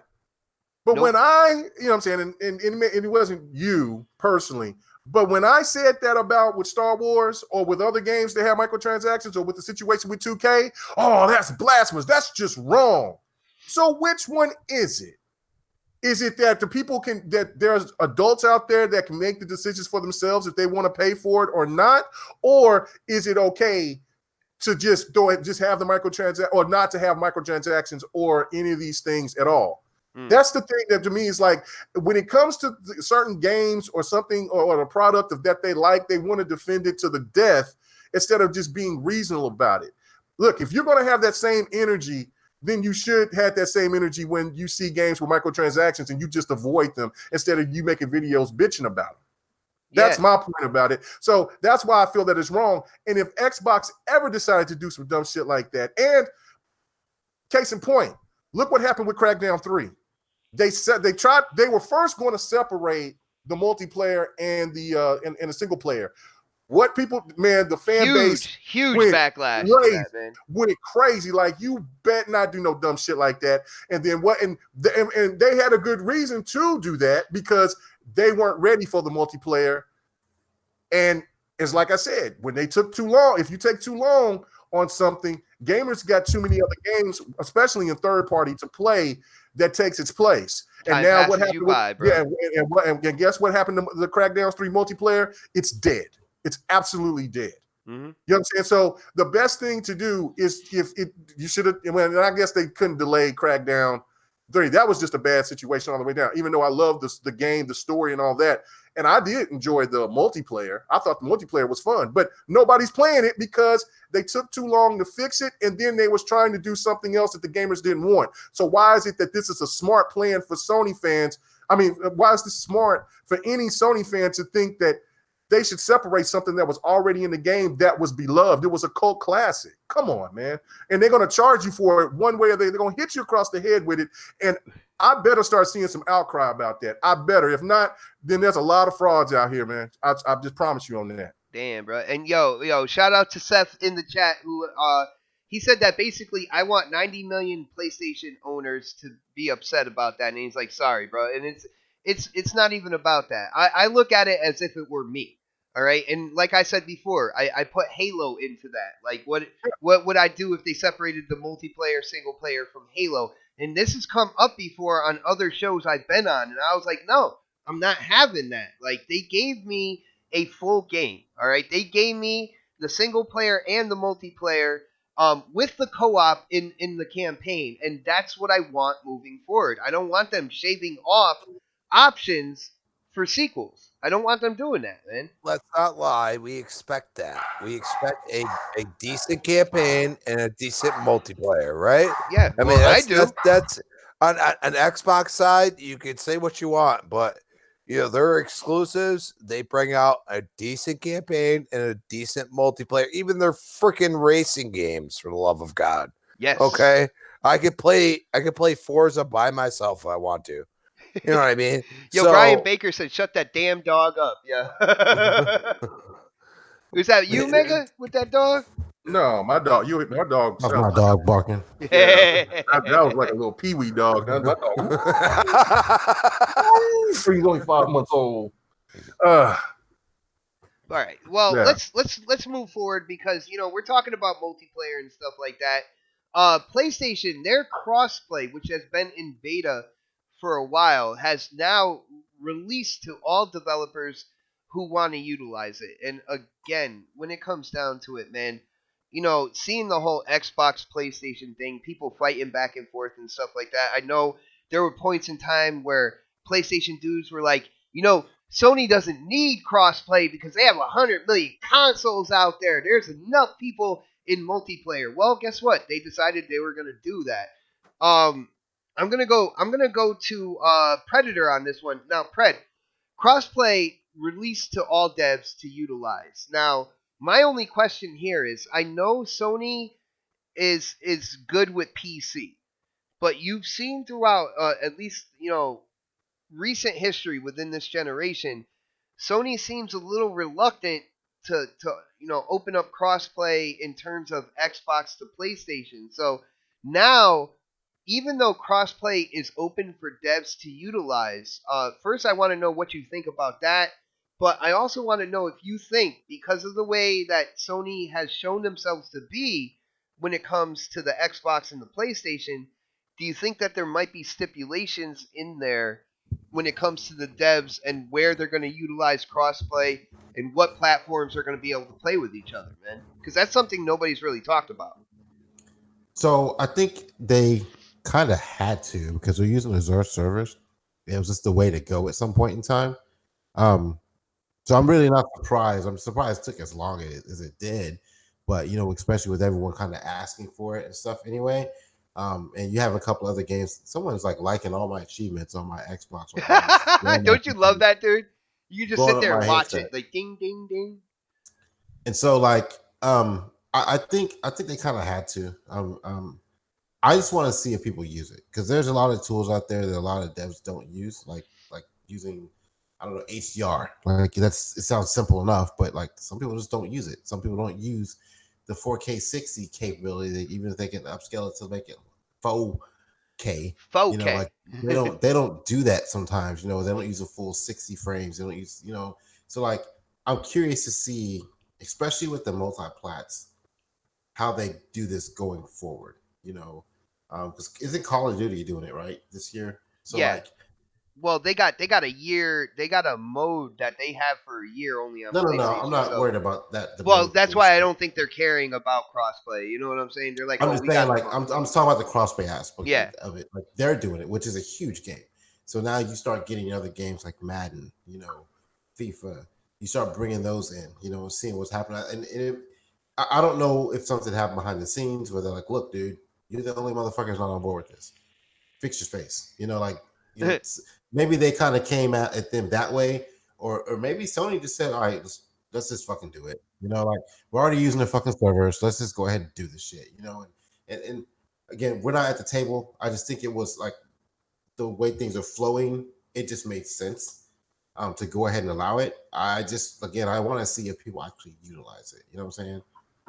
Yeah, and like I said, my whole thing is, it is open for developers to use, but they're not talking about if they have kind of like freedom to use it however they see fit. You know what I'm saying? And that. What restrictions would they have? What happened?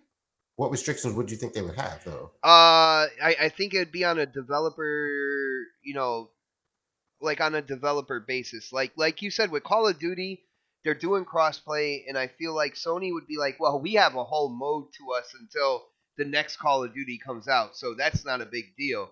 But say another game, like just say let's say NBA 2K wants to do crossplay, and they're like, the stipulation there is you could do it with PC, but not really with Xbox. You see what I'm saying? Like they'd still have.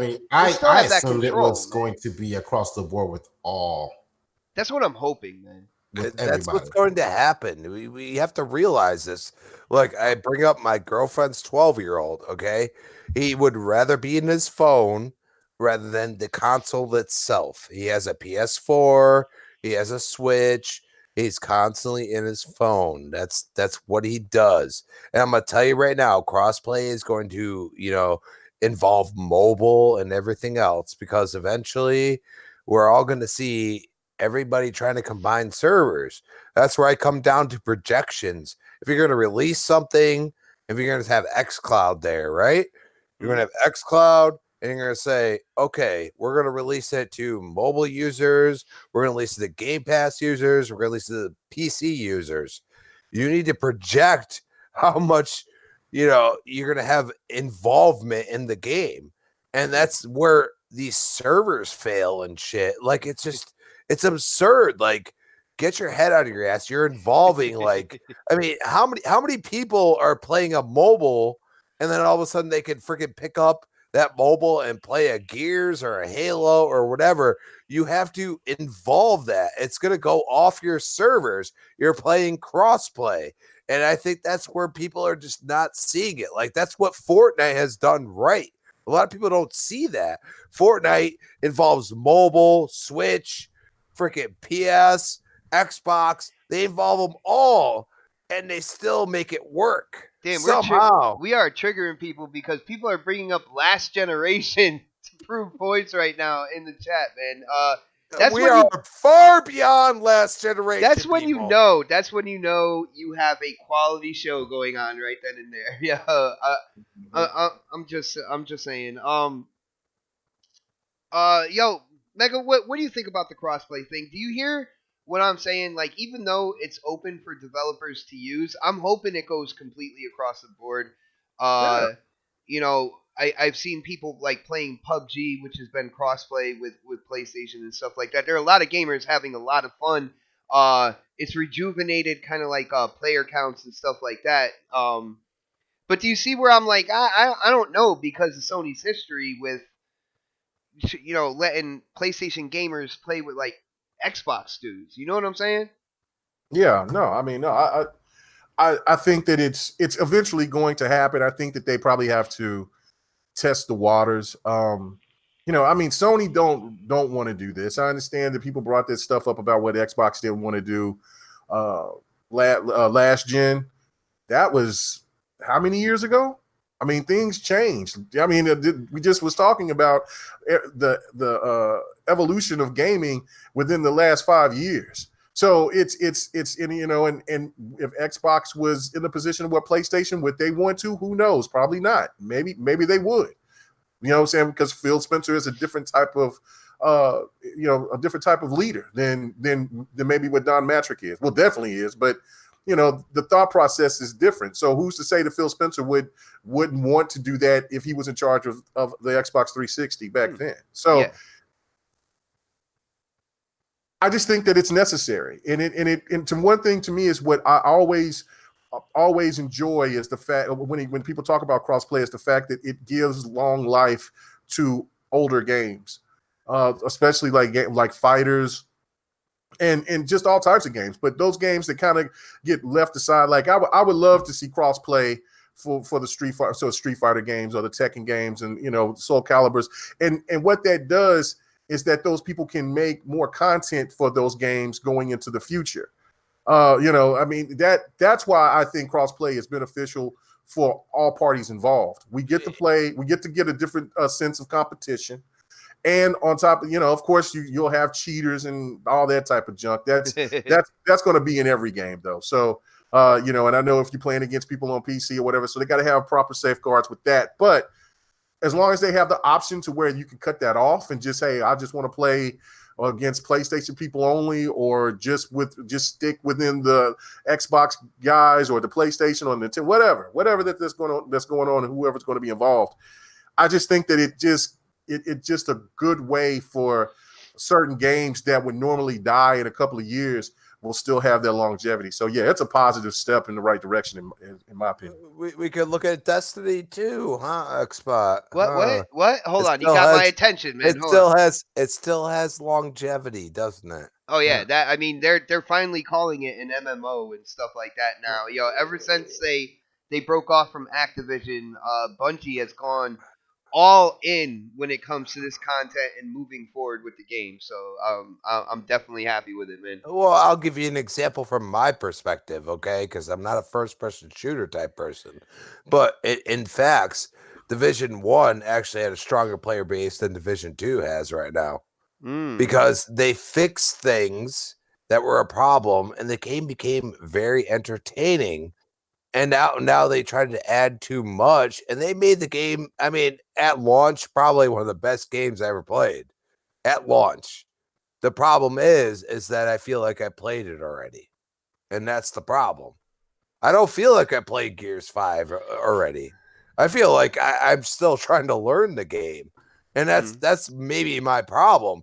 And that's why I look at The Last of Us, and I've seen people play the original gameplay, and I look at them and I'm like, I would hate this because like you have a certain amount of bullets, like you have to constantly think about everything. Well, I think to be entertained. I think what Naughty Dog is doing with the animation cache, where they have a bunch of different animations causing like Ellie to do different things depending on where she's standing and how she's attacking the enemies. I think that is really cool. That's revolutionary, and it's something that's going to make the game fresh. You're not going to feel like you're doing the same thing when it comes to something like that. And I know that might sound little, But in game development, some of the littlest things have like the biggest impact. So I just want to put it out there. I'm not saying The Last of Us 2 is going to be a crappy game. I'd be insane if I was going to say that. I didn't get into The Last of Us 1. I thought the beginning part was absolutely incredible, and I felt like the pacing just kind of like it fell off a sharp cliff like after that. And I couldn't get over that kind of like in my opinion, that boring hump to it. But with what they're doing with the animations and stuff, I think it's going to keep that game. It's going to keep that game fresh, and I think it's going to really catch on to people who played the original and people who didn't play the original but are jumping in on the sequel. From my perspective, you sound like a pony bot. I'm just saying, dude. I call it how I see it, man. I don't stand on one line or the other. You know what I'm saying? I prefer to play on Xbox. The gameplay between the two doesn't look any different. It's just like if you play a Gears or a Halo. The gameplay of the two doesn't look any different. I will the one thing I have a problem with is if they can't commit to the gunplay and actually make it relevant, then that's why you don't see a multiplayer in Last of Us 2. Okay? Because they don't know how to deal with the gunplay. They could deal with the story, they could deal with the cutscenes, everything else. But if you can't deal with the gunplay, you're gonna have a problem. Well, dude, and you know what? I'm gonna tell you right now, people are gonna enjoy the shit out of the game, but in the end, you know what? They're gonna stop playing it. Just like they stopped playing God of War. There's no multiplayer. There's no multiplayer, brother. That's what I'm saying. That's what you just came my point into fruition. You said yes, there's no multiplayer. Well, guess what? That would have sold me a PS4 because I'm not buying a PS5 because I think it's gonna be like $600. That's what I think it's gonna be. And then they might have the base model, which is my X, and it's gonna be maybe $400. And then I'm gonna say, why the fuck do I want to buy this? You're on a prediction spree tonight, man. You are going all out, predicting like prices and everything. Well, man. They're gonna release two consoles. I'm telling you, because you know what? They see the X and they say, okay, we can do a little better, and then we can release it at probably the same price point. But guess what? That's because the X has a drop price. Everybody, what's the X drop price? Except for like bundles and shit like that. Yeah, well, there's a sale on the X right now for like $350. There you go. So how long did it take? 2 years? Well, it's a sale. It's not a price drop. It's just a sale, but it's a pretty good deal. Exactly. It's a pretty good deal right there. So you better go buy an X because you're going to see the same shit from Sony. They're going to say PS5 base. They're going to say, oh, we're releasing a PS5 Pro or something. And they're going to be like, oh, it's going to be $600. Because they're not going to make the same mistake twice when it comes to the PS3. Because we all know the reason why I bought an Xbox 360. I was a PlayStation 2 gamer for freaking ever. And then I said, I'm not spending $600. Fuck that shit. Okay? And then I said, oh, I played Gears once. I want this console. Because I had a PlayStation 2 when I did that. I went to my buddy's house. I played Gears 1. I said, I need to chainsaw people. That's what it comes down to. Well, all right, brother. On that note, I think it's time to move into the next topic. And the next topic is PlayStation Now. PlayStation Now has received a price cut. So now you can get PlayStation Now for $10 a month, just like Game Pass on Xbox. And with PlayStation Now, you can either stream your games to your system, and I believe also iPhone now as well. And they're putting in PlayStation 4 exclusives at least for a limited time. So you're looking at like God of War, you're looking at Uncharted. I think Infamous was in there as well. But they're going to be in from October and moving ahead for 3 months. And then they are calling them marquee titles. And they said that marquee titles are going to go in and come out. Go in and come out. So from what I'm hearing from them is they're going to rotate the marquee titles. Like every 3 months, they're going to take some out and put some in. Take some out and put some in. But this is a funny thing because I've seen people bash like Game Pass. And I see people praising the whole PlayStation Now situation. I think it's a really good deal. I feel like they should have their first party day and date when it comes to their streaming and subscription That's what service. I was gonna say. Why can't you do day and date? You want to push this PlayStation Now because clearly they do. Like I said, in the past week, I've seen more ads for them, and just announcing PlayStation Now, not their exclusive, and then adding PlayStation Now in the background. No, they're PlayStation Now. This is what it is, and this is the point. Like, don't give me like, oh, you could have the option to play for 3 months. Like, oh, what do I do after Hold on one that? second, yo, Crispy. Hold on, yo, Christopher. I'm a potential consumer. They care about what I think, brother. I'm just throwing it out there, bro. Just throwing it out there. But yo, go ahead, Crispy. Yeah, that's the point, dude. Like, dude, people don't understand. Like, I played PlayStation 2 for like 10 years. You know what I mean? Like, I dragged it out until the day it ended. And I said, you know what? You're not giving me what I want.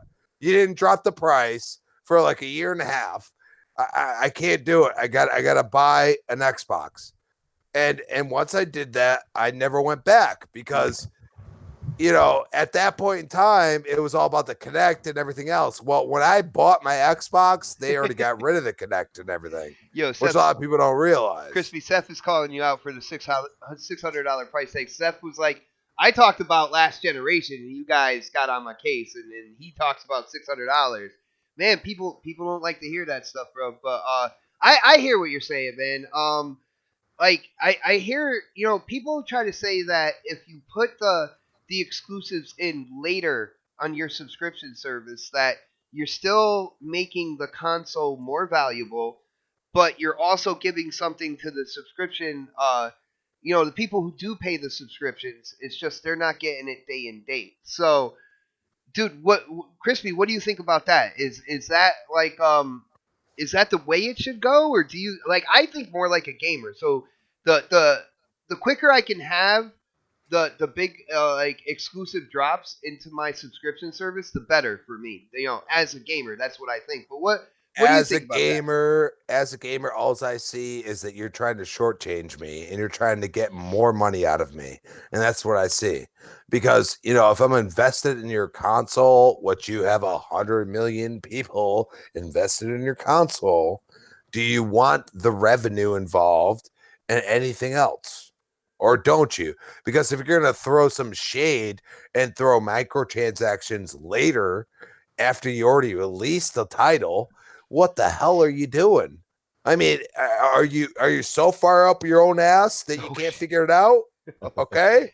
I mean, seriously. I'm gonna change the name of the title to episode 33. Are you so far up your own ass? Because that is the saying for tonight's show. But hold on, Crispy. I'm gonna move on. I'm gonna move on to Predator on this. Pred. Uh, PlayStation Now, they cut the price in half. Now it is equivalent to what people would spend on Game Pass. Not only that, you're getting exclusives like God of War, Uncharted. At least for like 3 months, and then they're gonna kind of rotate into other quote unquote marquee titles. How do you feel about what PlayStation is doing here? How they're implementing PlayStation Now? Is this the right way to go, or do you think they should kind of follow suit and go day and date the way Game Pass does? I don't think their titles scream day and date, mainly because they don't really do the multiplayer thing like Microsoft does, right? So let's say they put God of War, the next God of War in there, right? Most people will be done with that game in 3 weeks, doing everything they want to do, get the trophies, and they'll never play it again. There's some people who will just go back to it because they like playing it, but that's like let's say you get a month, kind of like what we did with Gears, right? You get in there, you play the game, you get the fuck out. And I think the only thing difference between what Microsoft does and having Sony put them in day and date is there's nothing to draw you back into it. They don't have multiplayer games. Per se, you know what I'm saying? Like that's not. Well, The Last of like, Us Part 1, okay, yeah, I mean, like I'm talking about going forward. You're saying day and date. We're talking about yeah. going forward. So, like, I mean, we don't know what they have down the pipeline. However, they're not big on multiplayer games. So, like, what would I? why would I spend money? Like, it doesn't make any sense to put that in day and date when you'll be done with it. Like, we always scream one and dones. Well, then you're gonna be done, right? So like next month, what are you gonna do the next month if there's nothing in there? And I don't think they have, you know, they might have to do something the same model Microsoft's doing. I hate to say that, but where they can get other titles in there from other, other companies in there, then like spend they might that have something 14 to work with. million for like Devil May Cry. And Yeah, stuff like I mean, Okay. if that's the business model they had, that I think they'd have to go with the business model like that, because like we talk about Microsoft and what they have coming down the pipeline in the next year. Like, what does Sony have coming down the pipeline the next year? They got, like what, maybe 4 games? Well, Ghost of Tsushima. I mean, like in the next year. I'm saying the Yeah. next year. Yeah, well, we don't know when Ghost of Tsushima is coming out. Yeah, So.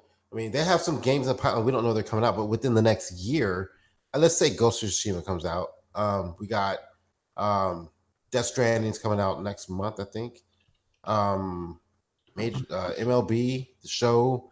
I don't know what's Last of Us, obviously, and I don't know what else they have coming out after, maybe the baseball game. Like, we don't know.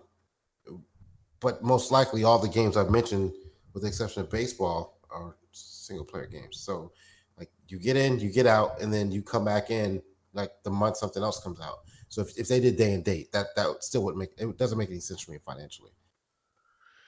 I hear you, but like the gamer side of me, even though like there's really no multiplayer element and stuff like I that. jump all over it just to pay a game for, like, just like everybody did with Gears. Like, $8 to play this shit? Yeah, I'll do it. I mean, I ain't stupid, but like, it's from the company side of it. I don't think that business model suits them very well with the type of games they come out with. They're all single player games focused anyway. So, like, look at Gears. I mean, like, who's Crispy aside from him, but like, yeah, you got to like, be careful on the panel, man. I don't know what the player base is going to be like in a month on Gears. It's gonna be higher than a lot of people. The hardcore still be in there. You think it's gonna be higher than the first 2 weeks of the game? Once we're talking February is when the everybody's coming out. Month expires, or so all the people that you bought an Xbox, you're still gonna play it, right? Or you're gonna sell it. No, I'm saying we're talking about the game, not the console. Like, how many people are going to be actually? I mean, let's stop. That's like with 4. Like, I mean, people still played 4. So I said player base. I didn't say no one's going to play it. I just said player base. Okay, it's still going to be solid on it. Just like I could always find a match in Gears 4. I'm just saying. I'm not arguing. I'm not arguing. I'm just saying the player base is going to be like, let's say there's like 20,000 people playing it right now. The first month it came out. It's obviously going to drop because people aren't going to play it anymore. We got other games to play, but like Borderlands is a damn good game. I mean, everybody on this panel at some point has enjoyed it, right? Except me. Like, I'm not the type of gamer. Like, if I'm going to play Fallout, great, but guess what? They fucking failed at that. Okay, so what do you want me to do? Like, I'm not into the total first person. I like the option to go to third person. I like seeing my character. I like playing the game that way. You like looking at your character. You like looking the game, at your but we're not talking about Borderlands. Brother. We're talking about Gears. So, like, I want to see the drop off from when everybody's subscription ends for that free, basically, what was it, a month or two that everybody got it for like $1 or $2. I want to see how big of a drop off that's going to be. How many people stay on? I don't think it's going to be a severe drop off, because remember, a lot of the people that bought it, that got it, their stuff is lapsed over, and they have Game Pass. If they had Xbox Live for a year, then that means just if they paid that $1 or whatever, that they still have it. They're still going to have Game Pass for I don't know how long. And the people, I think the main people that signed up for it, they wanted to play the story, and then they backed out, and then they're done. I think, what I'm saying, but if the people are playing the multiplayer that signed on to it, and they're still playing the multiplayer, Xbox got them. That's you know what I'm saying. That's the. I think if that helps answer your question, because I think for the most part, a lot of people that did the whole clowning, saying, "Oh, I got Gears for $1," and then they beat the story and then that's it. They didn't really care about the multiplayer. If they play, they may have jumped in, played it for a minute, but if they're still not consistently playing the multiplayer, then they weren't going to play the multiplayer in the first place. But if you've seen those people that's playing the multiplayer and they're still on it and their time is almost up, they're going to re-up again and keep that Game Pass because they've already invested their time, and obviously that shows that they like the multiplayer. Yeah. The fact is that Gears 4 before Gears 5 launch had 100,000 people playing it every day. I'm not playing with you. Okay, this is a Gears community guy. Okay, I talk to people that are way more than I do, and the fact is that yes, it is a niche community. It is okay, but there are constantly people involved in it. You know what I'm saying? And that's where the microtransactions and everything else. Now, yes, have they taken it to an extreme? Of course they have. They have, and that's why they're dialing it back already. They're all like, "Oh shit, we fucked up." You know what I mean? They did that with 4 too, though, man. They had to dial it back. Yeah, no. But they dialed it back. No. This is far worse. Like, I'm more pissed about this than I was with 4 because at least when I opened the pack, I had skins to fucking get. You know what I mean? Yeah. Like, at this point, I work a lot. I'm sorry. I'm a human being. I have to make money to spend money. So this is what it is. Like, I'm not happy. I'm not happy with the way they're doing it. I hear you, brother. I wouldn't be happy like in like Halo 5. You know, I tell people all the time, I got absolutely everything you could get in Halo 5. I didn't spend a dime. You know what I'm saying? And I feel like even moving forward, I feel like 343 is going to keep kind of like that part of it when it comes into Halo. And Infinite. I hope that you don't experience what I'm experiencing. Yeah, no, I don't want to. I don't want to, brother. Because I'm like 70, you know, for my multiplayer, you know, status, and it's just like I go play campaign, I get nothing. You know what I mean? Like they need to do something. They need to figure it out because it's not working. And the only reason why I defend it is because the entire Gears community hated the loot boxes, but I'm going to tell you something right now. Those loot boxes gave me a lot more, which is sad. I got you, brother. Hold on 1 second. Yo, Seth in the chat. NES, Super NES, and Genesis games were only local multiplayer anyway. We're talking about an age in which online multiplayer is a huge part of the gaming industry. It was a good try, Seth, but you need to try again. On that note, let's move over. Mega, what do you think about the PSN slashed in half?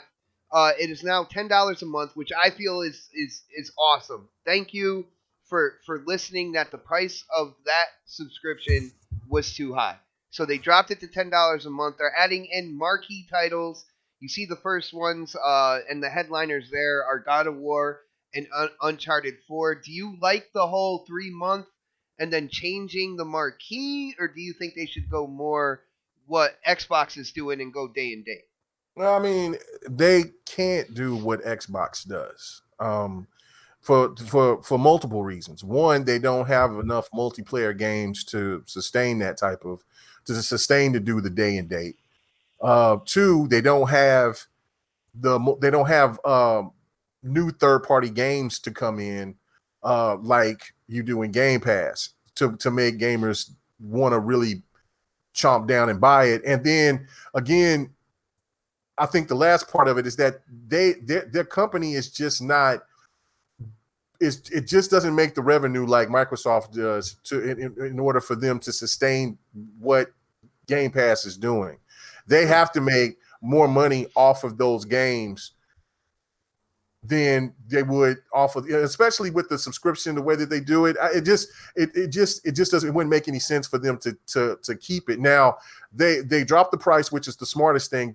What they did in the very beginning when they were doing the trials back then in 2013, 2014 was absolutely abysmal. You couldn't buy a game, you rented the game. And I remember when I was signed up to it, and it was Final Fantasy Final Fantasy 12, I think. It was one of the Final Fantasies, the ones that came on the 360 and the PlayStation. And it was like for $4.99 or something like that for like a day or two. And then it was been so long ago, I kind of remember, but I did remember the last part where it was like 30 freaking bucks to rent it for like a week or two or something like that. When you go and you looked at the game off eBay or whatever, and the game was like only like $10. It was like 10, 20 bucks. It was like you was wasting money to just rent it when you could have just bought the game yourself. You see what I'm saying? So, and then of course that the situation with how the game played through the streaming was absolutely horrid. So, all of that seems to be fixed and ironed out. I've seen a lot of people play the God of War and all that. It's just that they have to have a different type of method because they want to make as much money off of those games as possible. And they have to make some other changes in them for want to do the day and date, in my opinion. All right, I got you, bro. I got you. I want to get into the last topic real quick before we shut the show down. It is Saturday. Gamers got a game. I am on that Destiny 2 grind. But before we do that, our brother Predator, man, he came through with an article that I was absolutely intrigued with because there is a patent. And yes, I know, guys, patents don't mean it's necessarily coming. But this is really interesting. There was a patent with Microsoft and Xbox about virtual reality. And, we're about a year away from, the next Xbox coming out.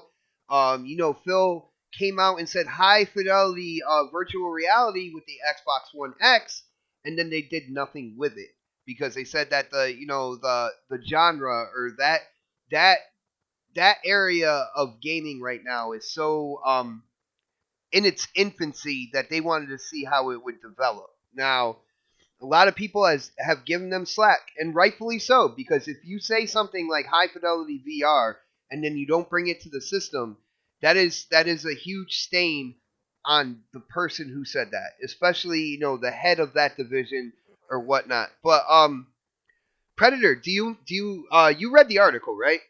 No, I just posted it. You just posted it? Well, the patent was for like a floor mat showing like where you can go.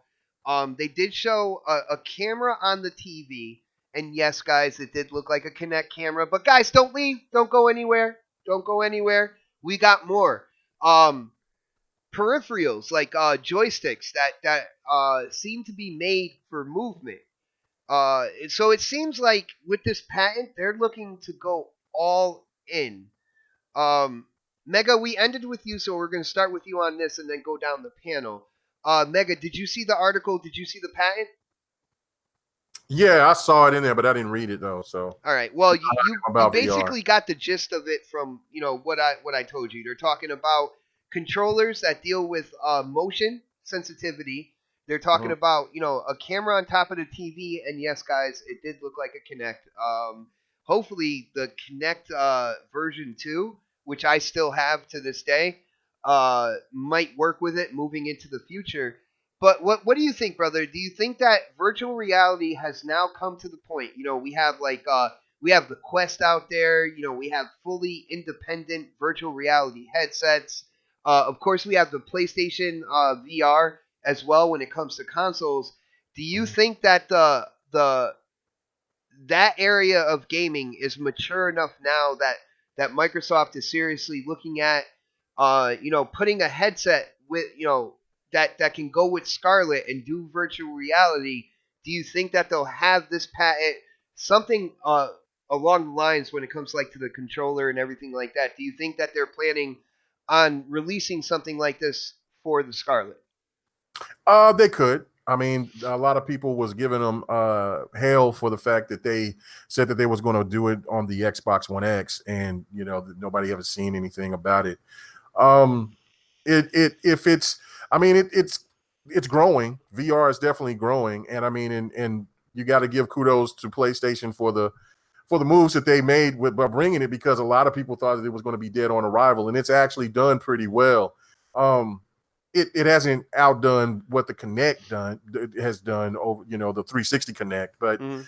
it is basically that it's been a very popular peripheral on a PC and on PlayStation. So it might be the right move. And look, and options are good to bring more things, more options and stuff to the gaming is warranted. I don't see why anybody wouldn't want it to happen. There's people that swear by VR. You know how I feel about VR. Mhm. So, but I would never say that they shouldn't do it if they have a strong Oh enough my system. goodness, yo, my bad, brother. Yo, stop the presses. Yeah. There is an OG in the chat. Oh, I Shout see out him. to Yeah. my brother Newark NJ. What is up, brother? You know you gotta come on sometime, man. Stop ducking me in my DMs, bro. You gotta come on and talk to the gamers out there. But yo, huge shout out to our brother Newark in the chat, man. That made my night. Mega, that made my night, brother. That's nice. What's up, NJ? What's going on with you, bro? Yeah. Yeah, but no, I wouldn't see. I don't see a problem with it. I mean, if Xbox feel that they got a strong enough system, because that was one thing that I believe that Phil and them said that was one of the reasons, because one was before the fact that it didn't think that they had a stronger base to even try to put the money into it, and then two was the fact that they didn't have the hardware. So if all these indications of what the Scarlet is going to become, then yeah, it's going to be strong enough to push the VR properly. So do it. I don't have no problem with it. I mean, there's only I'm hearing rumors and rumblings about House of the Dead is coming back as remastered. Yeah, I'm Or wondering how remake. that would be Now, good in VR. I did say that if you ever want me to put on the VR headset, it will be for that game. So if they made that game to where it was compatible with VR, I will definitely try it. Other than that, I'll just avoid it like the plague. So I got you, yo, and shout out to Christopher. Christopher, I never praised VR. You are right about that. But guess what? When it comes down to it, I can play the premium VR because there is an HTC Vive in our house, and there is an Oculus in the house. Those are That's all because of Mel. they Just are they saying. are premium virtual reality headsets that can be used. And yes, I have tried them out. I still don't think like people are talking about, man, I was so immersed in the game I didn't realize and stuff like that. Dude, they're you can see the pixels on the screen in front of your eyes and stuff like that. I don't see that absolute immersion that everybody tried to tout, like when PlayStation VR first came out and when people were getting into the Oculus and stuff like that. But it is interesting. I don't know if gaming has evolved in VR as much as it being just a different experience all around. But I am gonna go to Predator on this. Pred, you shared the article. Hopefully, hopefully you went back and read on it. But I did give you kind of like the main points. What do you think? Do you think Phil Spencer, Xbox, are ready to say, hey, virtual reality gaming has matured to the point where we are going to put it on Scarlet, man?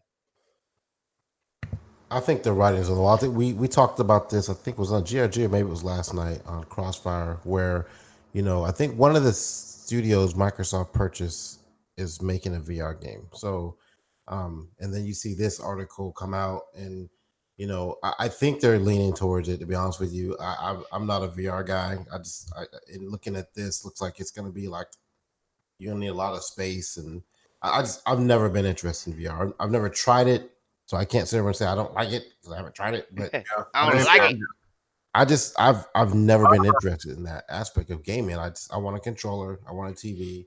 Maybe I'm just old school, but that's how I want to play my games, and I don't feel like strapping a peripheral to my face and playing magic wand sticks in the air.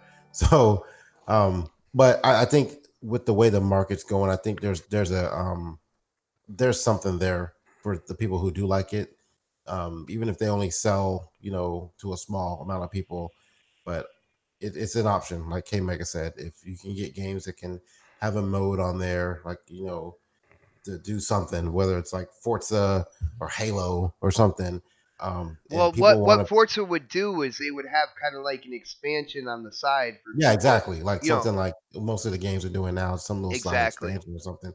I just can't see myself spending that kind of money, especially with the way the prices are probably going to look for this next gen for the premium console. And then you want me to drop another, fucking what, 400 or 500 for a VR experience too, with the games that are coming out for it aren't really like the high caliber. They're not the games I want to play. You know what I'm saying? Yeah. It's not. I need like when it gets to the point where it's like fucking looking amazing, like these little choppy ass graphics and stuff, and there's something to do besides this, this scare jump movie games and stuff like that.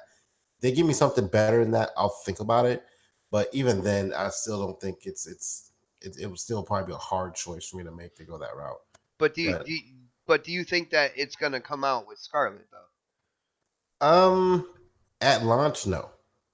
Again, if they're Soon just now dropping, after, if they're just now dropping the patent for it, I mean, they still got to make it. You know what I'm saying? they still So, gotta make it.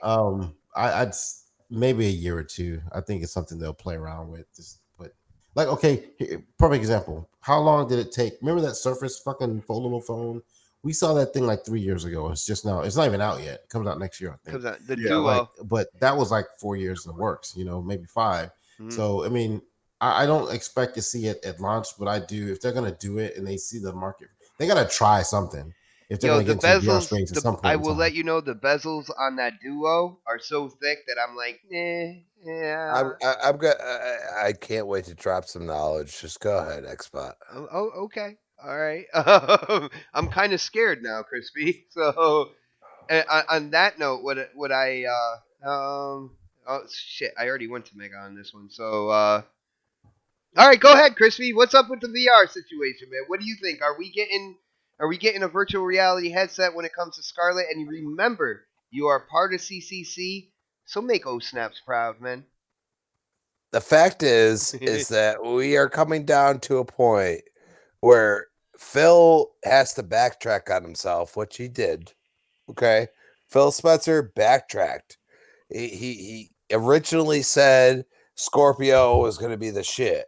High fidelity But VR, isn't that, man? he did say that, and I'm not going to sit here and bullshit it. We Okay, can't. he We fucked can't. up. It's facts, He brother. fucked up. Okay, but the fact is that later when it released and everything, he went on multiple interviews and said, "Look, my goal is to have a wireless VR headset." Yes. And we're getting to that point. Okay? Mm-hmm. We're getting to that point where wireless VR is possible. Well, Okay? plus, Crispy, if you think about it, Oculus, the one that really did go wireless and stuff like that, Microsoft is a partner in the Oculus project with Facebook as well. Thank you, Pot. See, you're just making my point. There you go, brother. I'm not even have to talk. Like, There's shit. a reason why you like me, man. See, this is what I'm talking about, though. I mean, he should have said that to begin with, but he didn't, which we can all call him out for that. Oh, we but will. We do. We are getting to that point where, I mean, who wants to deal with wires? I mean, really, especially when you're like walking around your living room, like, oh, I can't see shit. All I see is the game. You know what I mean? Who the fuck wants to deal with that? I don't. But I'm gonna tell you right now, if they release a viable, and I agree with Pred, I agree with K Mega, dude. It might come a little bit later in the generation, but if they do it right, it might envelop people. People might be like, "Oh, I can get really into this. I can run in it. I can do all kinds of shit." If they do it right, it's gonna make it even better than it already. I don't suggest running with a VR headset on, though, bro. I don't suggest doing Oh it. snap! But you see, oh snap, doing what she does, and you're like, holy shit, what the fuck are you doing? You say that to your head. You're like, why is she doing this? But you know what? If there's no wires involved, nothing, that might get me into it. You know what I mean? Oh no. I can imagine what your streams would be like with you in virtual reality, brother. It'd be insane. That would be hilarious. Yes. That's what it would be. Yes. And on that note, I think Christian makes a good point. The technology is getting to the point where when Phil Spencer had to go out there and backtrack on what he said, technology is now getting to that point. Where was it? Huge shout out to Z Black Rider, a moderator. He's also a member of this channel. He said Microsoft VR headsets have better resolution than Oculus, and brother, that is true. But Phil was talking about a wireless headset to go with an Xbox console, and we're finally getting to that technology now. So I don't think it's going to be like ready anytime soon, but they might talk about the future of that with the unveiling of Project Scarlet, whatever they're going to call it, and kind of like moving into the future, let people know that they're working on VR for it as well, and actually stick with it this time and go through with it, not just talk about it and then have to backtrack. So it's going to be interesting to see. Guys, I absolutely love this point in time when it comes to like consoles and stuff like that, because I'm going to be digging in looking for any information about the PlayStation 5, about Project Scarlet, and moving forward we're just going to get more and more information until the unveiling of these consoles. I know I am excited. I believe everybody in the chat is excited as well, whether you're an Xbox guy, a PlayStation guy, a multiple console owner. This is always a great time to be a gamer, especially a console gamer, because as the information comes out, our jaws are either going to hit the ground or we're going to start scratching our heads like, what do they mean by always online? That can't be true. But on that note, guys, it is time to wrap it up. It is Saturday night. The Gamers Got a Game. Again, huge shout out to everybody in the chat. Saw a lot of great conversation going on. I saw a lot of back and forth as well. It's what happens during these live shows. You guys have been absolutely amazing. And if you haven't done it yet, definitely hit that thumbs up button. Let people know where you were at from 7 to a little after 9 on a Saturday night, hanging out with us, the next podcast. But like a 40-year-old with a comb over, we got to get those plugs in. And I'm going to start with the man of the night. I am going to start with my Connecticut connection. Crispy, I know you stream on Mixer. I have a feeling I know what game you play mostly. Why don't you tell people, about your Mixer channel, and also, what social media, where they can go to talk games with you, brother? At Crispy Bomb on Twitter, you can always find me there. At Crispy Bomb, Crispy Bomb 28 on Xbox Live, and that's because of not any choice of mine. I would love to just be Crispy Bomb, but somebody already took that. Bastards. Damn it. And you can also find me on Retro Renegades on Tuesday night. And I'm going to tell you right now, this is the best damn podcast on the face of the planet. Ooh. And I will be here as long as I'm allowed to. There just we go. Say. Nice, Crispy. And you know what? I'm not going to argue with you on that. Before we go into the other outros, I want to make a huge announcement. And this is shout out to my brother Yobi Dren. I will let you guys know on October 26th, you're going to want to tune in to this show, because you will have a chance to win an Xbox One S all digital edition shipped directly to your house. Gotta be in the chat October 26th, and you could have a chance to win an Xbox One S all digital. Guess what, guys? There's no disc tray. It's amazing. There's no disc tray. It's like you go to put a disc in, and you're like, where do I put it in? There is none. There's none. And where did they fail, Xpod? They should have had a 2 terabyte if you're not going to have a disc tray. Just saying. Oh, no.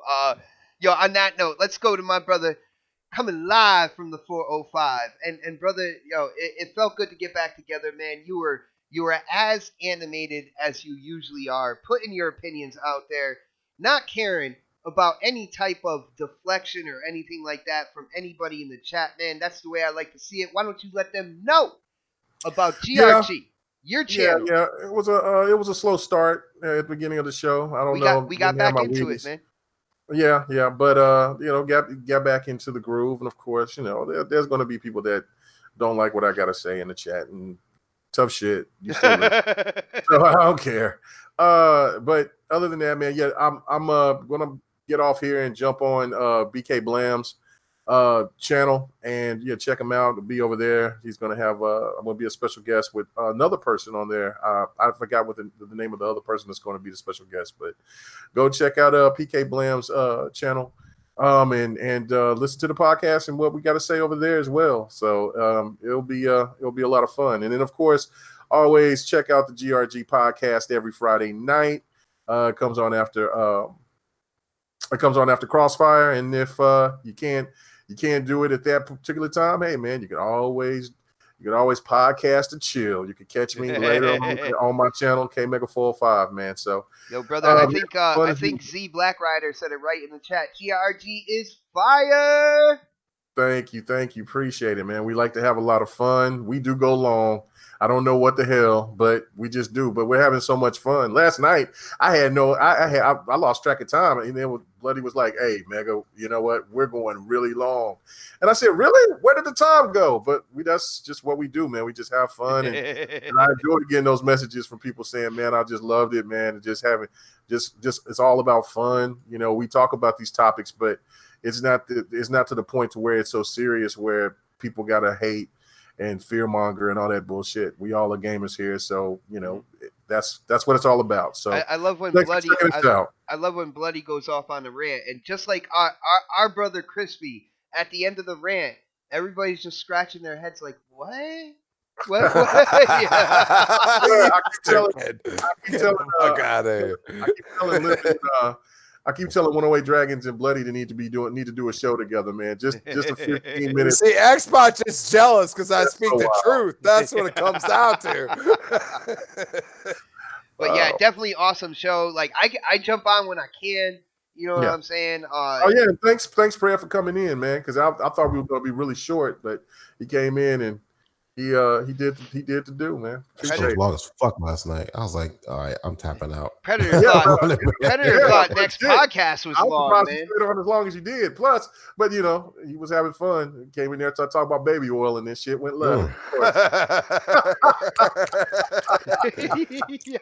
And on that note, we got to bring it over to my brother Predator. Predator, you know the drill. You got to let people know if you have any plans on making any guest appearances on any shows. And you gotta let them know where they can go to talk games with you, man. And I know you've been on that breakpoint as well, so they might have a few questions about how that game's rolling out, man. Next podcast next week. I don't have any other appearances coming up that I know of, because I'm not an official member on anybody else's podcast. But this one, so I recognize the talent, brother. Just remember that I recognize the talent, man. For sure, next week I'll be here, and then hit me up on MySpace. And Friendster, Predator Space H2OS on Twitter, Xbox Live, and Steam something. I don't know what it is anymore. And hit me up on Wildlands. I'll be on that all night. I've been no lifing the fuck out of this game since it came out. So yeah, I'll be there. I'm getting on that. Nice. And on that note, guys, check this out. First off, I want to give a huge shout out to somebody in the chat, Mr. Brian Wood. Man, this dude is such a supporter of mine on Twitter. Anytime I put something up, he is right there sharing it out, man. I gotta give a lot of props, man, and a lot of respect to you. Thank you so much for being around, hanging out with us, supporting the channel, supporting the Twitter, everything like that. Huge shout out to Brian Wood. Other than that, guys, like I said before, Gamers Got a Game, and I'm gonna end the show the way I do every week. We will check you out next Saturday for the next podcast. Have a great weekend, everybody. Hold up. What? Did you let everybody know about the voting?